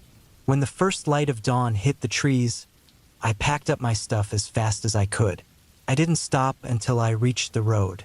I left that place behind, and I've never been back to the woods since. But whatever it wasn't a regular animal. It wasn't a person either. It was something else. Something that lives out there, watching, waiting, and it let me go. But sometimes I wonder if I really got away. That feeling of being watched, it never truly left. Even now, back home, I can still feel those eyes on me. Like maybe whatever was in those woods is still watching. Maybe it followed me back.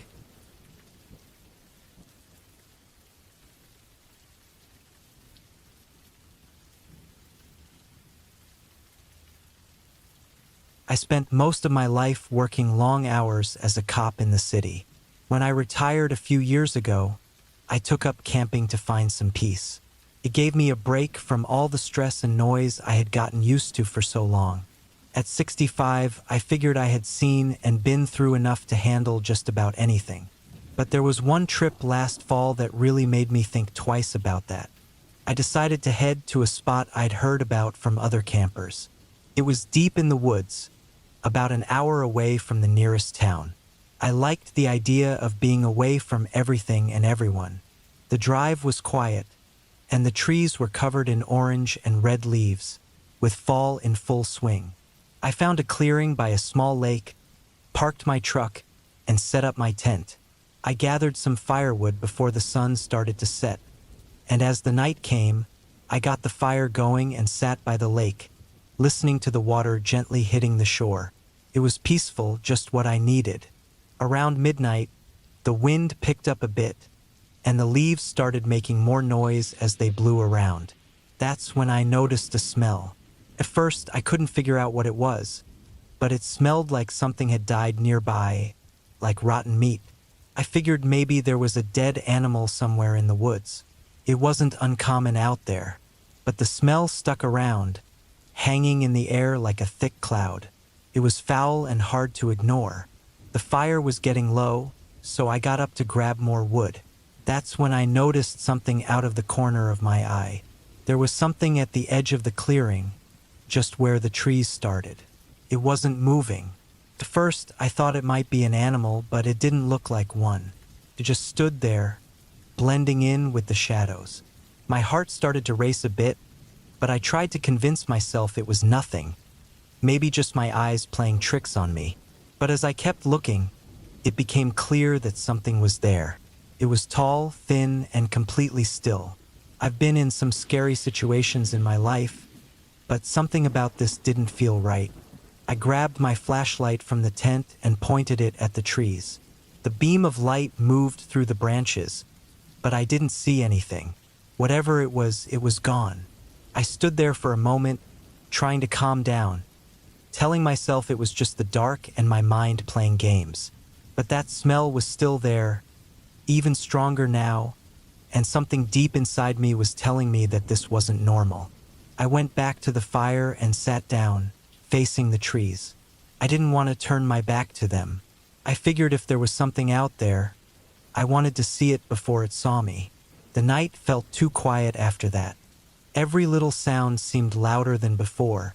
The creaking of a branch, the rustling of leaves far off in the woods. My mind kept going back to that figure I thought I saw. It didn't make sense, but I couldn't shake the feeling that something was wrong. Eventually, I decided to try and get some sleep. I crawled into the tent and zipped it up, keeping the flashlight close. I lay there for hours, wide awake, listening to every noise outside. Couldn't relax. It felt like something was watching me, just waiting for the right moment to get closer. I don't know when, but at some point, I finally dozed off. Just before sunrise, I woke up to a sound I'll never forget. Footsteps. They weren't far away, and they weren't just the wind pushing leaves around. They were slow, heavy footsteps walking around the tent. My heart pounded in my chest as I listened. The steps were steady, circling the tent like whoever or whatever it was trying to figure out what was inside. I froze, barely breathing, hoping whatever it was would move on. But the footsteps didn't stop. They went around the tent once, then twice. It was deliberate, slow, like it knew I was in there. I knew I had to do something, but I didn't want to make any sudden moves. After a few minutes that felt like hours, I grabbed my flashlight, unzipped the tent, and stepped outside. The air was cold, and everything was still. The second I was out of the tent, the footsteps stopped. There was no noise, no movement. The clearing was completely empty, just like it had been when I set up camp. But that smell was still there, worse now, almost choking. I scanned the edge of the forest with the flashlight, but I didn't see anything. I didn't waste any time after that. I packed up as fast as I could. My hands were shaking as I loaded my gear into the truck. Before I got in, I looked back toward the trees one last time. That's when I noticed something I hadn't seen before. Right where I thought I saw that figure, the ground was flattened. The grass and leaves had been pressed down in a large circle, like something heavy had been standing there for a long time, watching. I got in the truck and drove out of there, not stopping until I was far away. My heart was still pounding in my chest, and I couldn't shake the feeling that something had been there with me all night. Whatever it wasn't just in my head. Something real had been out there, and it wasn't friendly. I haven't gone back to that spot since, and I don't plan to. I don't know what was out there, and I don't want to know. Sometimes, when I'm alone at night, I swear I can still smell that rotten stench, like it's followed me home, waiting for the right time to come back.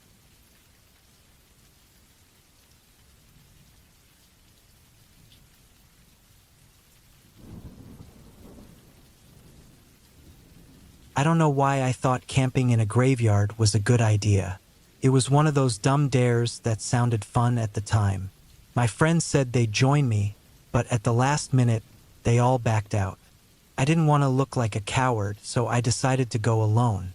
I set up my tent near the edge of the graveyard, far enough that no one driving by would see me, but close enough to the road in case I needed to leave quickly. The sun was going down as I finished setting up the tent, and by the time I was done, it was already dark. The only light came from the moon, which cast long shadows over the gravestones. I wasn't scared at first. It was just a graveyard, old stones and dirt. People get freaked out by these places because they remind us of death, but I kept telling myself that the dead can't hurt anyone. I built a small fire and sat by it, staring at the flames. The silence around me felt strange. No wind, no bugs, no sound at all. Just quiet. It felt like something was wrong, but I couldn't figure out what. I kept looking around, but nothing seemed out of place. Hours passed and I was getting tired, but I wasn't ready to go to sleep yet. Then I heard something, a soft rustling sound, like someone walking through leaves. I told myself it was the wind, even though there hadn't been any breeze all night. I glanced toward the trees by the graveyard but saw nothing. I tried to ignore it and turn back to the fire, but then the noise came again, this time closer. It sounded like footsteps, slow and steady, moving through the dry grass. I stood up and grabbed my flashlight. I shone it around the gravestones, the beam shaking a little in my hand. The light flickered across the stones, but nothing moved. My heart was racing now, and I felt my pulse in my ears. I scanned the area again, and then I saw it. A dark figure standing between two graves. At first, I thought it was a tree or maybe a statue, but then it moved. The light from my flashlight flickered again, and my stomach dropped. The figure wasn't moving toward me. It was moving away, heading toward the far end of the graveyard. For some reason, I felt like I needed to follow it, like it was showing me something. I grabbed my jacket, pulled it on, and started walking, my feet crunching on the dry grass. The closer I got, the heavier the air felt. It wasn't cold, but it felt thick, like something was pressing down on me. I kept my eyes locked on the shadow as it moved between the gravestones, weaving slowly but steadily. It didn't seem to notice me. It just kept going, and I couldn't stop myself from following. I don't know how long I walked, but eventually, I reached the oldest part of the graveyard. The graves here were crumbling, some barely marked anymore. The figure disappeared behind one of the large old stones. I hurried to catch up, but when I got there, it was gone. Instead, in front of me was an open hole in the ground. A fresh grave. The dirt was piled neatly beside it, like someone had just dug it up. I froze. I couldn't understand what I was seeing. There was no reason for a grave to be freshly dug at this time of night, and I hadn't heard anyone digging. I wanted to turn around and go back to my tent, but something kept me there. Maybe curiosity. I took a few steps closer and pointed my flashlight down into the hole. What I saw made my skin crawl. It wasn't a regular grave. There was no coffin, no bones, nothing like that.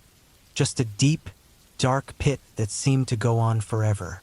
The dirt inside was shifting, moving like something was under it, trying to break free. I didn't wait to find out what it was. I turned and ran as fast as I could back to my tent. I didn't care about the noise I made or if anyone saw me.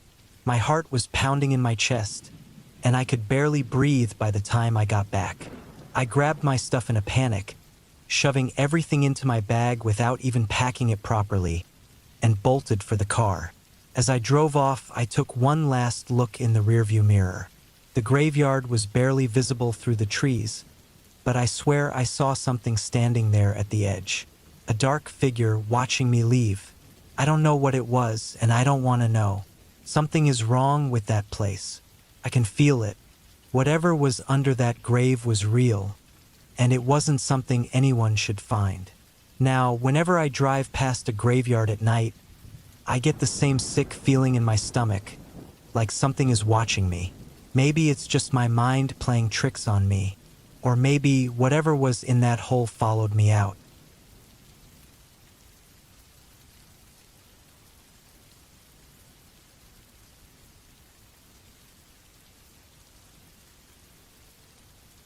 Camping with my dad and his sister, my aunt, was something we did every year.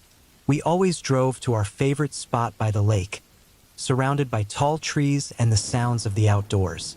This time, we set up our tent a bit further from the water, next to a thick line of trees. It felt like a great place to get away from everything. As night came, we gathered around the campfire, roasting marshmallows and telling stories. The stars sparkled above us, and the only sounds were the crackling fire and the occasional rustling of leaves. I felt safe and happy, but as the night went on, an uneasy chill began to creep in. It wasn't just the cold air. There was something about the dark that made me uneasy. Around midnight, my dad and aunt decided to go to bed. They crawled into the tent, leaving me to watch the fire. I sat by myself, staring into the flames, trying to shake the feeling that someone was watching me. The woods felt alive, but not in a good way. My heart raced every time I heard a branch snap in the distance. I tried to tell myself it was all in my head, but then I heard something, a low, deep sound, almost like a growl, coming from the trees behind me. I turned my head slowly, trying to see what might be hiding there, but I saw nothing, just darkness. My heart raced as I tried to focus on the fire, but the growl came again, closer this time. Panic flooded through me. I stood up and grabbed a flashlight, shining it into the trees. The light cut through the dark, but all I saw were shadows. Then, I noticed something moving in the corner of the light. A shape crouched low to the ground. It was hard to tell what it was, but it looked too big to be any animal I knew. My breath caught in my throat, and I quickly backed toward the tent, feeling like I might scream. Just as I reached the tent, the shape darted away into the darkness. I stumbled inside, my heart racing as I woke my dad and aunt. They must have seen the fear in my eyes because my dad got up right away. We stayed quiet, listening. The rustling outside continued, and I felt as if I could hear heavy breathing just outside the tent fabric. My dad whispered for us to stay still and listen. Time stretched on, but the sound didn't go away. Finally, just as dawn began to break, the noises stopped. My dad carefully unzipped the tent and stepped out. The first light of morning showed us the area around us, but everything seemed normal. At least that's what I thought. Then my dad noticed something on the ground, a deep set of claw marks leading from the trees toward our camp. The marks were fresh, and they were huge. My heart sank. We packed up quickly, a rush of fear pushing us to move faster. As we drove away, I couldn't shake the feeling that whatever had been watching us was still out there, waiting for the next campers to get too close. Years later, I still think about that night. I often wonder if something followed us home. The woods can be beautiful, but they hold secrets too. Not every shadow is just a trick of the light. Sometimes they might belong to something watching, something waiting. The memory of that growl haunts me. It's a reminder that nature isn't just peaceful. It can be dark and dangerous too.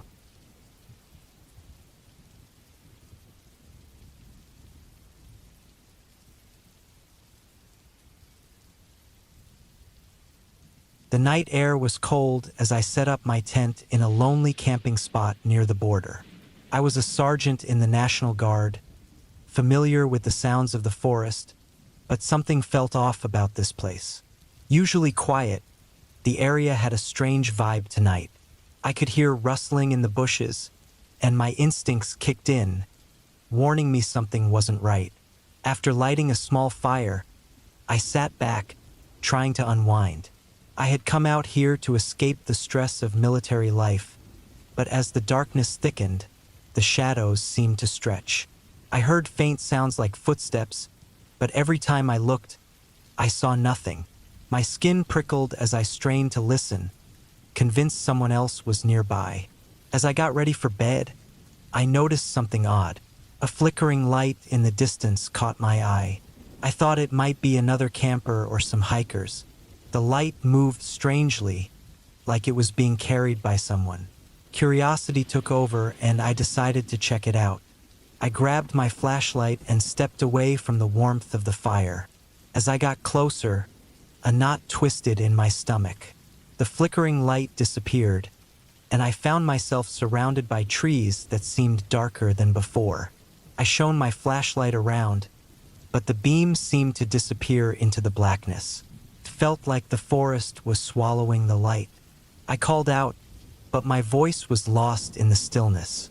Suddenly, I heard it again, the sound of footsteps. This time, they weren't just rustling leaves.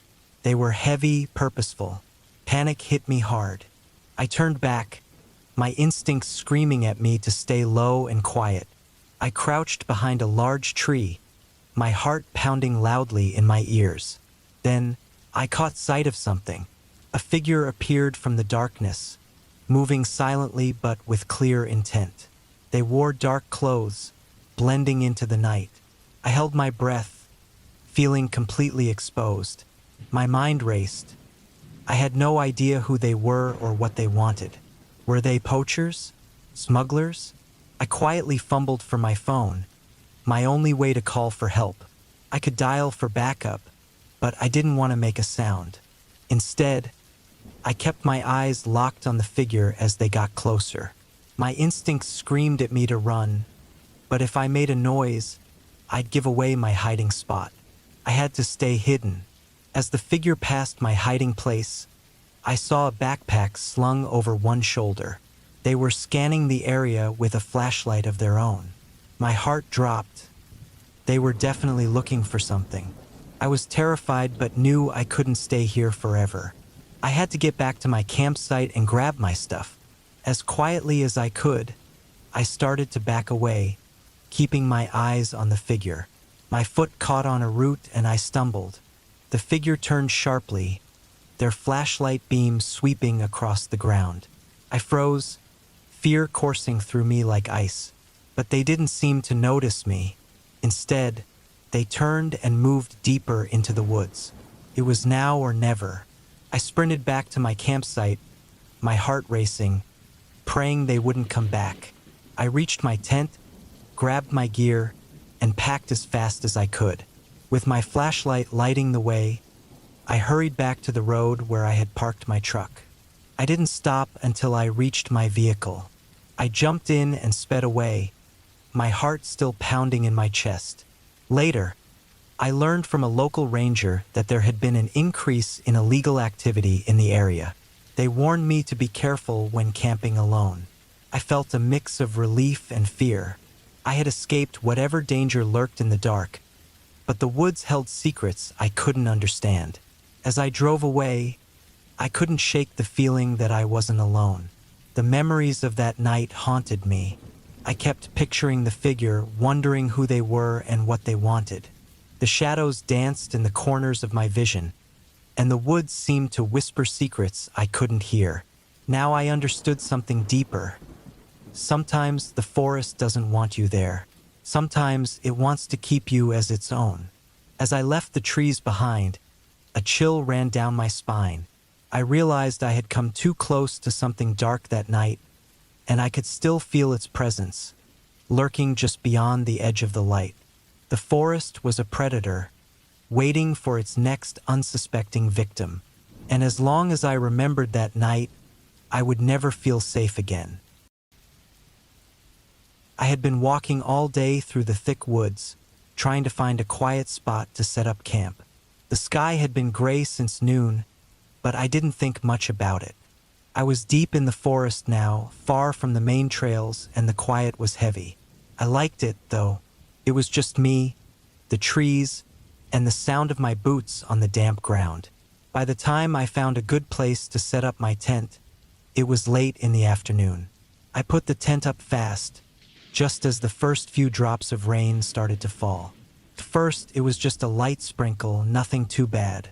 But as the hours went by, the rain got heavier. I could hear it hitting the tent in a steady beat, a sound that blocked out everything else. The woods felt alive, but in a way that made me nervous. The rain didn't just fall. It felt like it was pushing down on everything, making the forest feel smaller, tighter. Inside the tent, I lay in my sleeping bag trying to keep warm. The air was cold and wet, and I could see my breath in the weak light from my headlamp. I listened to the rain, but underneath it, I thought I heard something else. A soft rustling, like something moving between the trees. At first, I brushed it off, thinking it was just the wind or some animal. But the sound didn't go away. It came back, again and again, and the more I listened, the more I realized it wasn't the wind. It wasn't an animal either. It was something moving slow, careful, and it was getting closer. I sat up, my heart thumping hard in my chest. The rain had picked up, and now it was coming down in thick sheets, making it hard to hear or see anything outside the tent. I unzipped the tent flap just a little and looked out. Nothing, just darkness and rain. But then I heard it again. Footsteps. Slow, careful footsteps, just barely loud enough to hear over the rain. My mind started to race. Maybe it was a deer or even a bear, but something about it didn't sit right with me. It sounded human. I grabbed my flashlight and turned it on, pointing it into the trees. The beam of light cut through the rain, lighting up the thick branches and wet leaves. At first, I saw nothing but rain and mist swirling in the air. Then something moved. Something big darted behind a tree, too fast for me to get a good look at. But it was there. Someone was out there, watching me. Panic hit me hard. I swept the flashlight back and forth, trying to see, but the rain made everything look blurry. I wanted to run, but where would I go? I was deep in the woods, miles from the closest road, and in the dark, with the rain coming down this hard, there was no way I'd find the trail back. I turned off the flashlight, hoping the darkness would hide me. The rain kept pounding, and the footsteps stopped. For a moment, everything was quiet.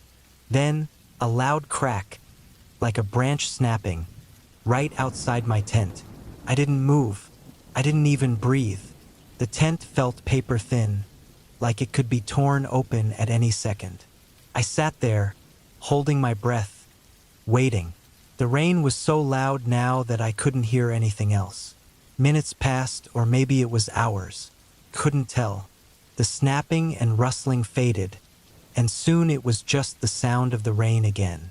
I stayed still, my heart racing in my chest. Eventually, I must have fallen asleep, even though I didn't mean to. When I woke up, it was early morning. The rain had slowed to a light drizzle, and the sky was starting to brighten up a little. I unzipped the tent slowly and stepped outside. The ground was soaked, the air was thick with fog, and everything around me was quiet. But then I saw them. Footprints. Large human footprints, deep in the mud, circling around my tent. They weren't mine. I hadn't walked there. Someone had been right outside while I slept. The tracks led away from my tent and into the trees, disappearing into the fog. I packed up fast, my hands shaking the whole time. I didn't even bother to eat breakfast. I just wanted to get out of there. As I hiked back through the woods, I couldn't shake the feeling that I was still being watched. Every snap of a twig, every rustle of leaves made me jump. But I didn't see anyone. Hours later, I finally made it back to the main trail. I felt a small bit of relief as I reached the edge of the woods, but it didn't last long. As I looked back at the dark line of trees behind me, something hit me that I couldn't ignore. Those footprints didn't look like they had come from just one person. There had been too many tracks, all in different directions, like someone or several people had been moving around my tent for hours, watching, waiting, and now, as I stood there on the trail, I couldn't shake the feeling that they weren't gone. They were still out there, hidden in the trees, watching me leave. I wondered if they were waiting for someone else to camp there next.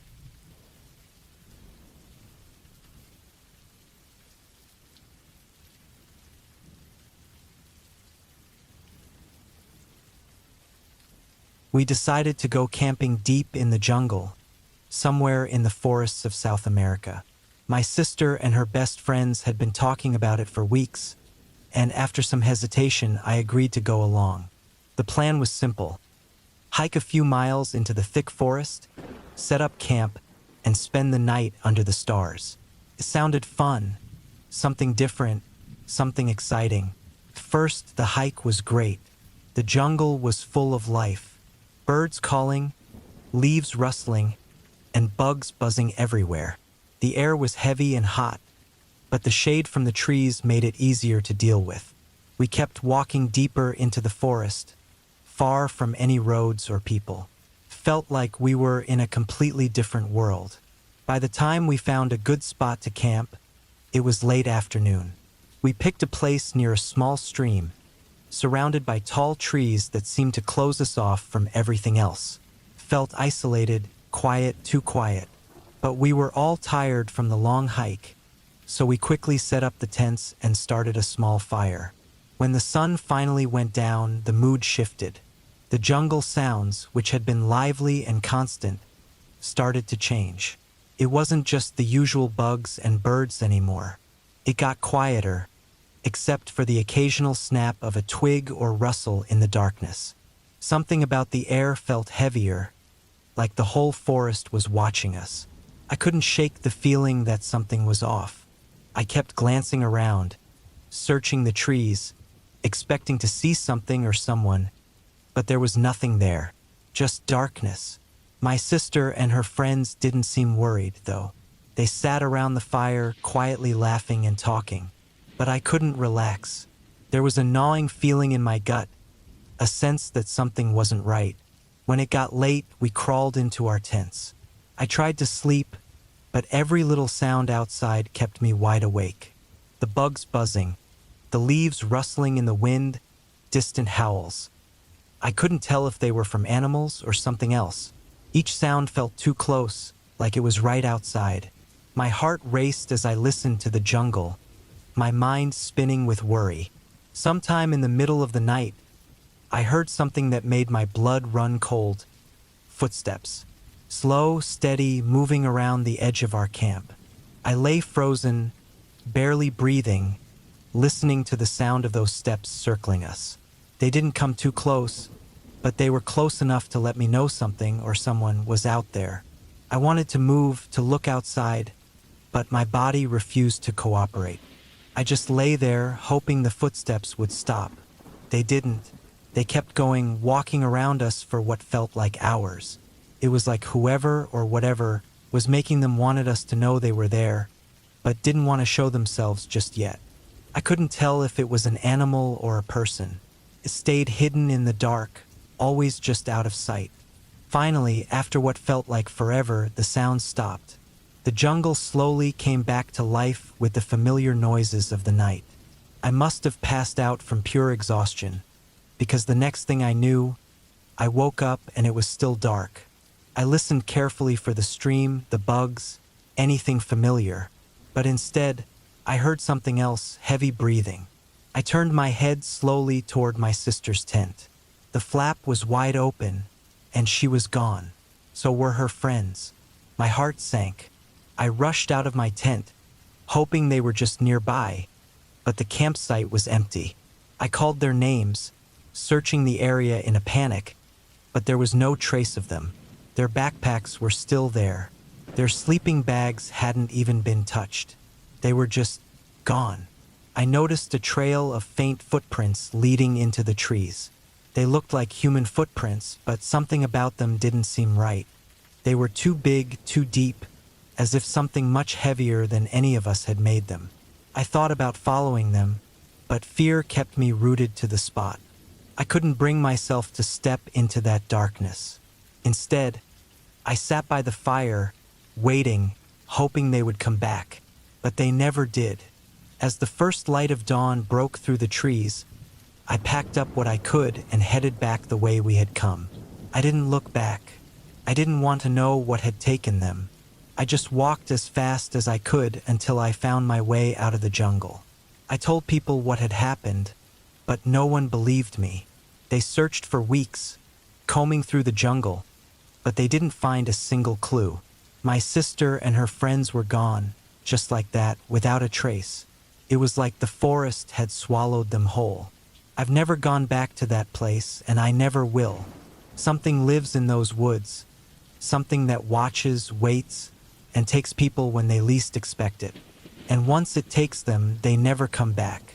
Whatever it is, it's still out there, hiding in the trees, waiting for its next victim. And I know it's just a matter of time before it finds another group of campers. Maybe next time they won't be so lucky. Maybe next time it won't leave anyone to tell the story.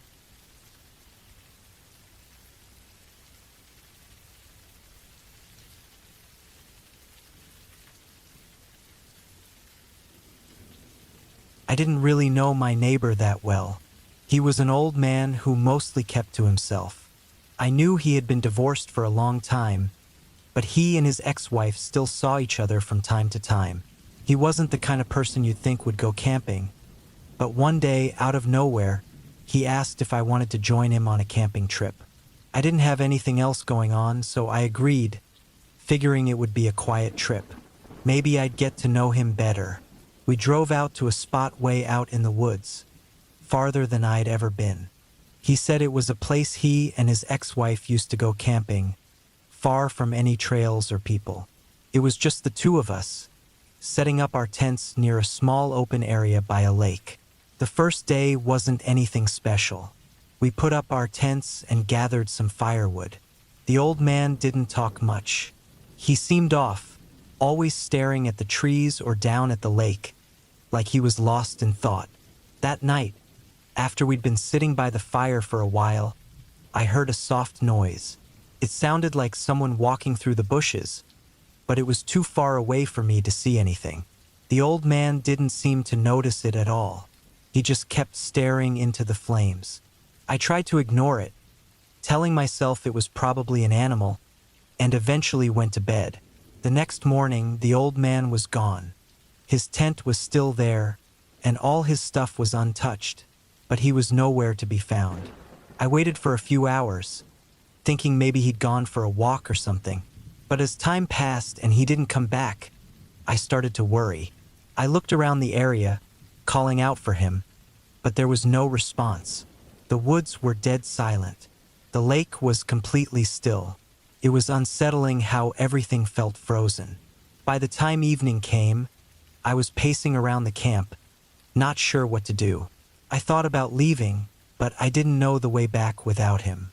As the sun started to go down, I heard that noise again, the sound of something moving through the brush. This time it was closer. I stood still, listening.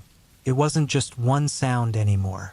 It sounded like two sets of footsteps, slow and steady, coming through the trees.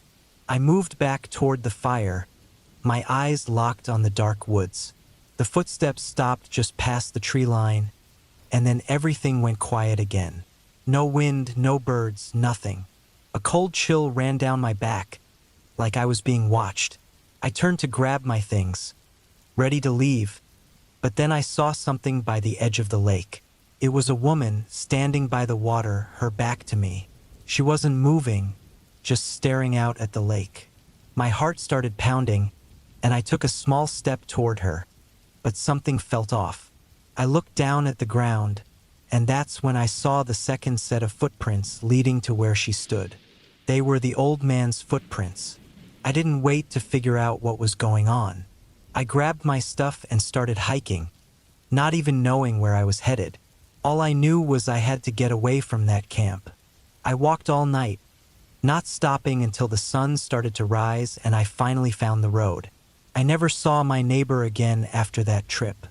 A few weeks later, his ex-wife came by his house, asking if I had heard from him. I didn't tell her what happened.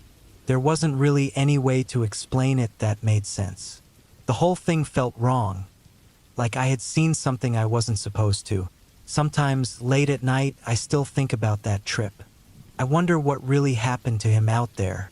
I wonder if he ever left those woods, or if maybe he's still out there walking by the lake with her.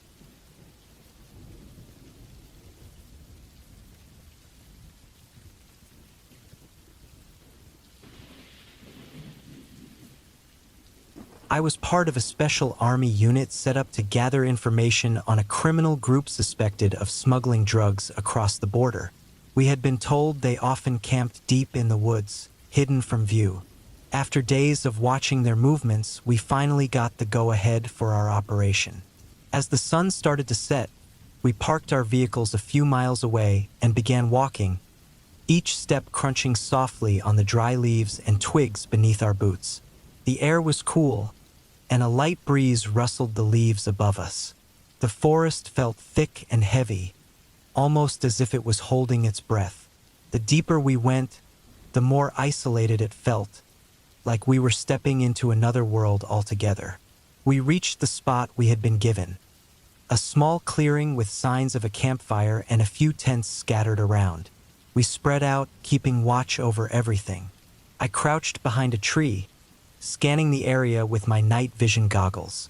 A shiver went down my spine as I noticed movement in the shadows.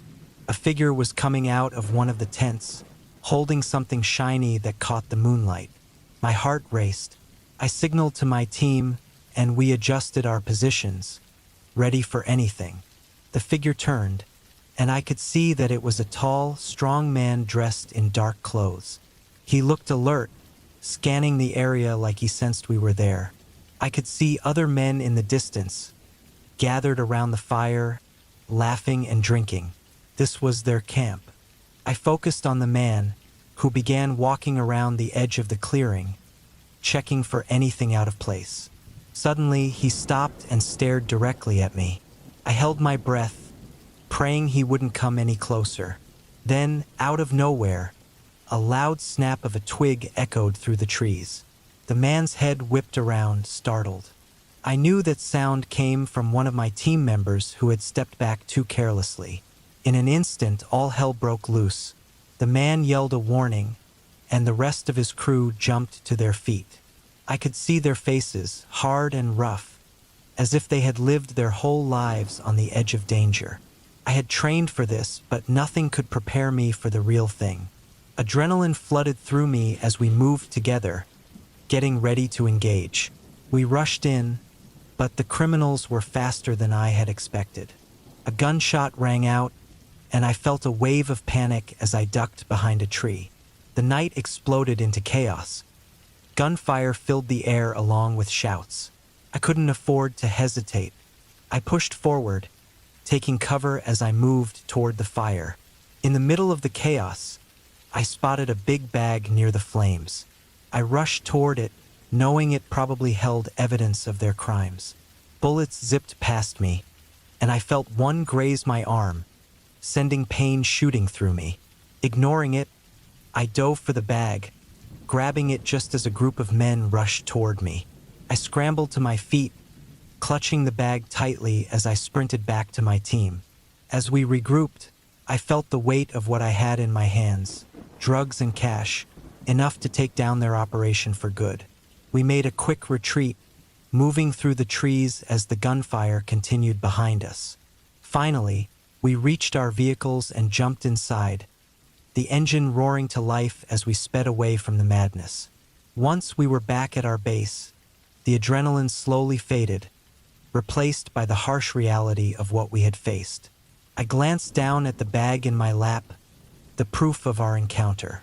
We had successfully interrupted a dangerous operation, and even though the night had been terrifying, we had made it back alive, holding valuable evidence that could lead to more arrests. The throbbing pain from my injury reminded me of how close I had come to disaster, but I dismissed it as a small price to pay. We had done our job, and in that moment, a mix of relief and pride washed over me. We were soldiers, trained for moments like this, and tonight we had shown we could handle anything the darkness threw our way. But as I sat in the quiet of the base, my mind raced back to the camp. I couldn't shake the feeling that we hadn't just disrupted an operation. We had stirred something darker. I could almost hear their laughter echoing in my mind, the way it had felt like a trap, luring us deeper into their territory. What if this wasn't over? What if they came looking for revenge? The woods weren't just filled with trees and shadows. They held secrets, and we had stepped into a world that was far from safe. I felt a chill crawl up my spine, knowing that out there in the darkness, the criminals were waiting. They wouldn't forget us. They wouldn't let this go. And as I tried to rest, I realized that the real terror might not be what we had faced, but what was still to come. The haunting thoughts settled in my mind. In the end, the darkness always takes its due.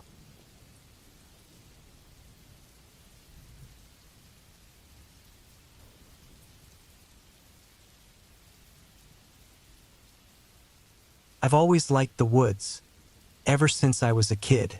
So, when I turned 40, I thought camping alone deep in the forest would help clear my mind. No phone, no people, just me and the trees. I had camped a lot before, but this time I wanted to go farther into the woods than I ever had before. I found a spot far from any trail. There was no one around for miles, just trees as far as I could see. I set up my tent, started a small fire, and spent the afternoon relaxing. Felt good to be away from everything, no distractions, just quiet. I liked that. It felt peaceful, even though I was completely alone. As night came, the air got cold fast. The woods were much darker than I expected. Not a single moon or star in sight, just complete blackness. The only light came from my small fire, and everything beyond that seemed to disappear into the dark. I crawled into my tent when the fire died down, feeling the cold creeping in. Wrapped in my sleeping bag, I listened to the usual forest noises.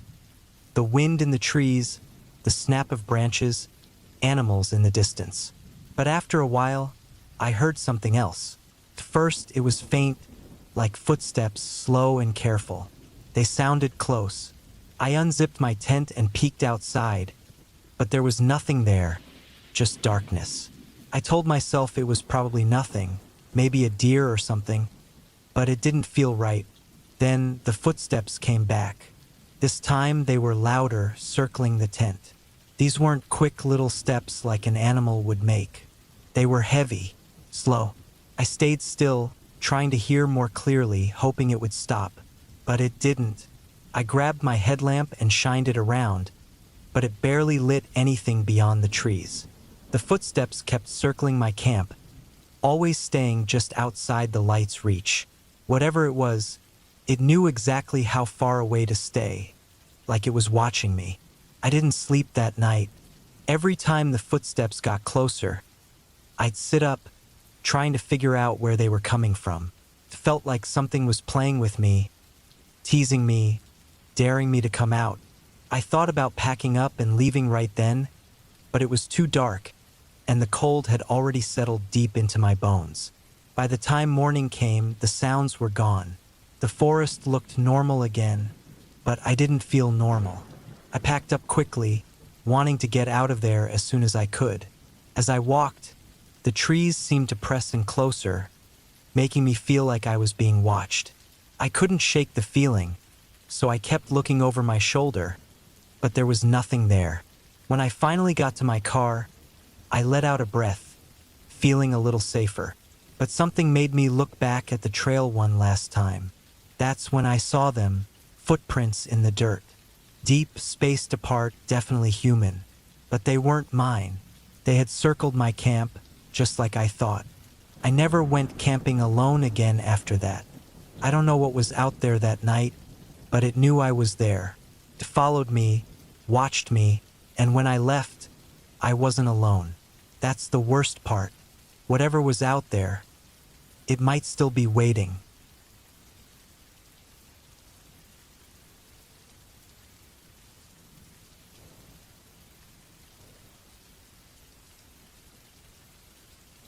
I've always liked camping. Last summer, I decided I needed a break from everything. The noise, work, and people. I wanted peace and quiet, so I found a spot deep in the woods, far from any trails or campsites. It was the perfect place to be alone. I knew I wouldn't run into anyone for days, and that was exactly what I wanted. The first day was great. The sun was warm, and I spent the day setting up my tent, gathering wood for a fire, and walking through the woods. By the time it got dark, I had a fire going and everything was set. The forest was calm, except for some noises here and there, probably just animals. I didn't think much of it. I've camped enough to know what the woods sound like at night, but by the second night, something felt wrong. I couldn't explain it, but I had this weird feeling like I wasn't alone anymore. It wasn't like I heard anything loud or saw something. It was just this feeling creeping over me, like something wasn't right. Every time I looked into the dark trees, I thought I saw something move, just out of the corner of my eye. I tried to ignore it, telling myself I was being paranoid, and eventually forced myself to go to sleep. The next morning, though, I saw something that made my heart race. There were footprints in the dirt around my camp. They weren't mine. They were bigger, and there were more than one set, like someone had been walking around while I slept. I looked around but saw no one.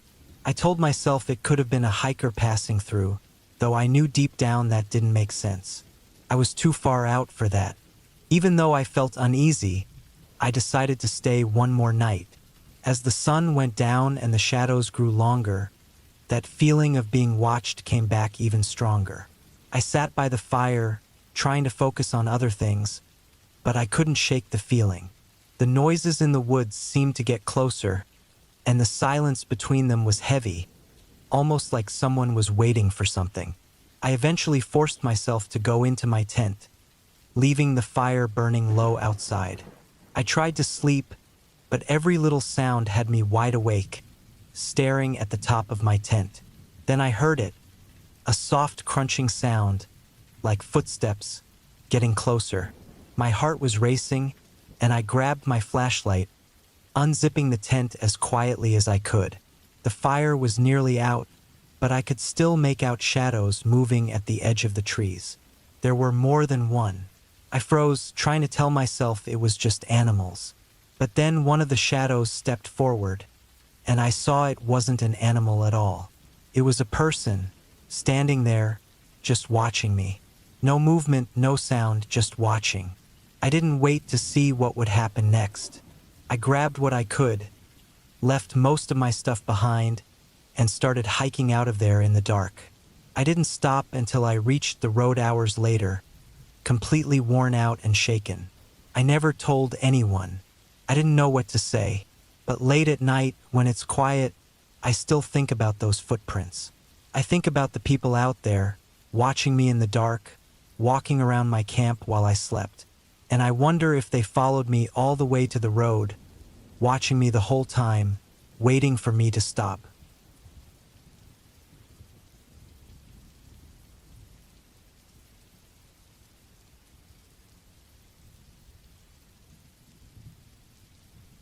I decided to go on a solo camping trip to a quiet mountain area I had been to when I was a kid. I remembered how beautiful the views were and how peaceful the forest felt, so I packed my gear and set off. The road to the campsite was bumpy, with deep holes and loose rocks. I parked my truck at the start of the trail and began my hike into the woods, feeling both excited and a little nervous. The sun was high in the sky as I walked, shining through the branches above me. I loved the sounds of nature, the rustling leaves, the chirping birds, and the gentle flow of a creek in the distance. After a few hours, I found a great spot next to a small stream where I could set up my tent. I took my gear out, collected firewood, and lit a small fire as the sun began to set behind the mountains. As the sky turned dark, I sat by the fire, roasting marshmallows and listening to the wood crackle. The warmth wrapped around me, but as the night grew colder, an uneasy feeling crept in. The forest was quiet now. The usual night sounds had faded into a strange silence. I told myself it was nothing and tried to push the feeling away. But then I heard it, a soft rustling noise coming from the trees. I froze, straining to listen. The sound stopped, then started again, closer this time. My heart raced. Maybe it was just a deer or a raccoon. I tried to convince myself, but I couldn't shake the feeling that something was watching me.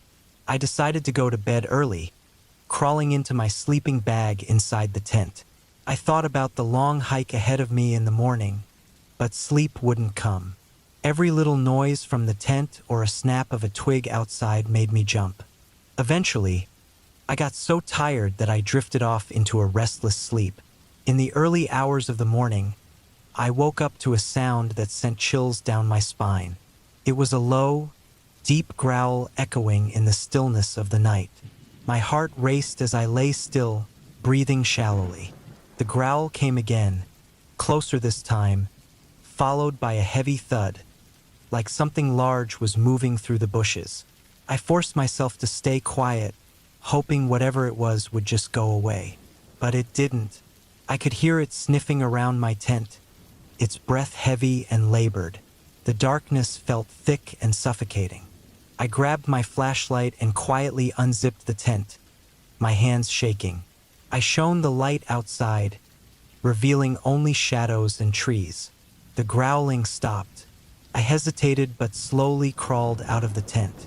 The moonlight lit up the clearing, and I could see large, clawed footprints in the dirt, fresh and unmistakable. Panic gripped me hard. I knew I had to leave quickly.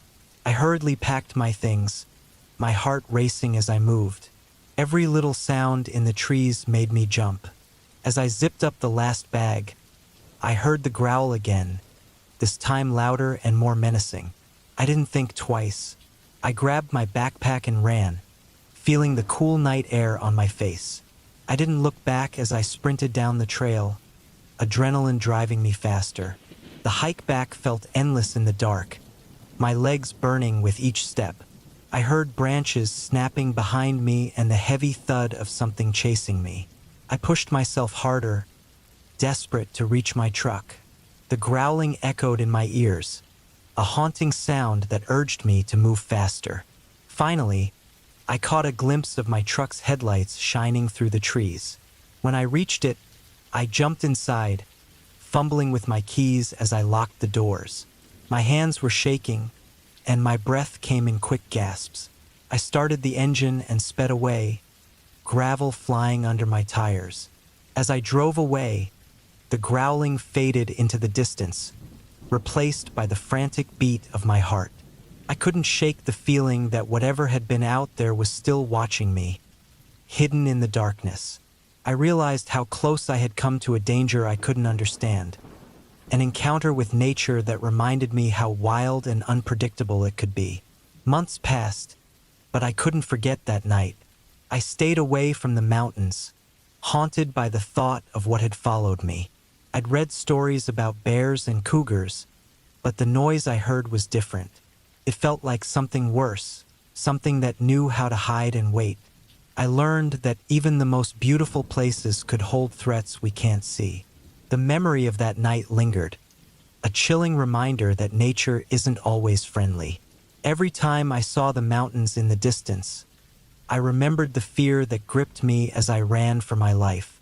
Some adventures, I realized, should stay in the past, because some things that lurk in the shadows are best left undisturbed.